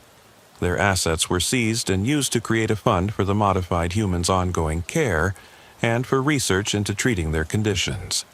Catherine Holloway, the Coastal Commission head who'd hidden climate data, was convicted of misuse of public office and conspiracy. Her trial revealed the extent to which government officials had hidden the true projections of sea level rise, sparking a separate scandal that led to numerous resignations and reforms. The international community, shocked by the revelations from Los Angeles, signed the Monaco Accords, a global ban on human aquatic modification. The Chinese, Russian, and Japanese programs were officially terminated, though rumors persisted of continued research in international waters. Agent Pembroke, reflecting on the case a year later, stood again on Venice Beach. The boardwalk was busy with its usual mix of performers, vendors, and tourists. But now there were also modified humans, wearing special hydration suits that allowed them to spend time on land. They sold art made from ocean materials, taught swimming lessons that no unmodified human could match, and served as bridges between two worlds.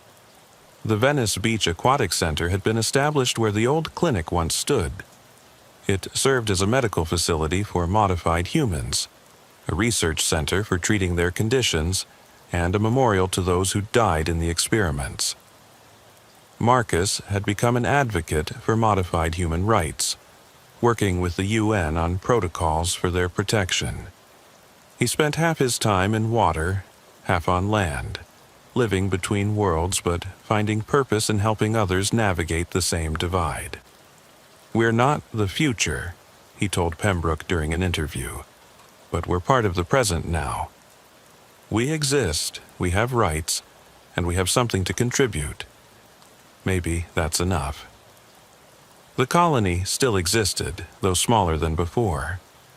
About 30 modified humans chose to remain fully aquatic, maintaining the underwater settlement as a unique community. Dr. Cromwell led them, no longer promoting modification, but focusing on understanding and protecting ocean ecosystems from within. She sent regular reports to marine biologists, providing insights no one else could gather. In an ironic twist, the modified humans became some of the ocean's most effective protectors, able to monitor and document pollution, illegal fishing, and ecosystem changes in ways no equipment could match. The children who'd survived the genetic degradation were special cases.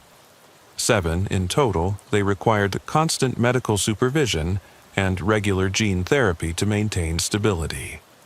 They lived at the aquatic center, able to experience both worlds, but fully belonging to neither. Emily, the 10-year-old who'd been rescued from the Marina del Rey facility, had adapted better than most. With therapy and support, she'd learned to communicate on land again, though she still preferred water. She'd decided she wanted to become a marine biologist, to understand what had been done to her, and maybe find ways to help others, screens while floating in a specially designed pool. But I can choose what to do with it. I can be bitter, or I can be bridge. I choose bridge. Dr. Harold Morrison, from his special prison facility, continued research on stabilizing the modifications. He'd never expressed remorse for his actions, still believing that aquatic modification would eventually be necessary for humanity's survival. But he'd acknowledged his methods were wrong. I was so focused on the destination that I ignored the journey's cost, he said during a psychological evaluation. I created suffering in the name of preventing suffering. The irony isn't lost on me. His research, conducted under strict ethical oversight, led to treatments that improved the quality of life for modified humans. Some regained partial ability to breathe air for extended periods. Others saw a reduction in their dependency on salt water.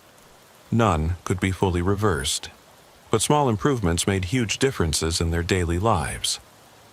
The broader implications of the Neptune's Children Project rippled through society. Genetic modification of humans became a global concern, with new regulations and oversight bodies established. The incident had shown how easily the line between enhancement and exploitation could be crossed. Climate change preparations took on new urgency, but with focus on adaptation strategies that didn't require transforming humans. Seawalls, floating cities, and inland relocation became priorities. The hidden climate data was released, causing panic but also spurring action. 5 years after the initial discovery, Pembroke retired from the FBI. His last case had been tracking down the remaining modification facilities worldwide, a task that took him from the shores of Japan to hidden labs in Norway. Each raid revealed more victims, more variations on the modification theme, more evidence of humanity's willingness to transform itself in the face of crisis. In his retirement speech, he said, "The Venice Beach disappearances taught us that the drive to survive can lead to terrible choices. When faced with extinction, some will choose transformation at any cost. Our job is to ensure that cost is never paid by unwilling victims, that evolution remains natural, not forced. The modified humans among us are reminders of what happens when fear overrides ethics, when the future seems so dire that any solution seems acceptable. They're victims who've become symbols, unwilling pioneers of a path humanity chose not to take. But they're also teachers. Through their sacrifice, we've learned about genetic modification, adaptation, and the limits of human enhancement. Their suffering wasn't chosen, but their survival and dignity in the face of transformation shows the resilience of the human spirit, modified or not. The oceans are rising, that's undeniable. But the solution isn't to transform humans into aquatic beings. It's to transform how we live, how we build, how we respect the planet. The modified humans paid the price for teaching us that lesson. We owe it to them to learn it. The Venice Beach boardwalk remained a testament to that lesson. Where street performers once disappeared, modified humans now performed, their aquatic abilities drawing crowds. Where a hidden clinic once conducted horrific experiments, a treatment center now helped victims recover. Where fear once drove desperate experimentation, understanding slowly grew. Officer Nathaniel Bradshaw, promoted to detective after the case, continued to patrol Venice Beach. He kept special watch over the modified humans who'd integrated into the community, ensuring their protection and rights. He'd become an expert on their needs, their capabilities, and their struggles. "They're part of Venice now," he said, watching a modified human teach a child to swim. their webbed hands and feet making them incredibly effective instructors. Not the future we expected, but the present we have to accept. As the sun set over the Pacific, casting long shadows on the beach, the two worlds, land and sea, modified and natural, coexisted uneasily but necessarily. The Neptune's Children Project had failed in its goal to create a new branch of humanity, but it had succeeded in showing humanity its own capacity for both monstrosity and adaptation. In the waters off Venice Beach, the colony continued its strange existence, a living reminder of humanity's attempt to conquer nature by becoming it. And on the shore, the rest of humanity watched, learned, and prepared for rising seas, not by transforming themselves, but by transforming their world. The Venice Beach disappearances were solved, the victims found and freed. But the questions they raised about human enhancement, survival, and the price of evolution would echo for generations.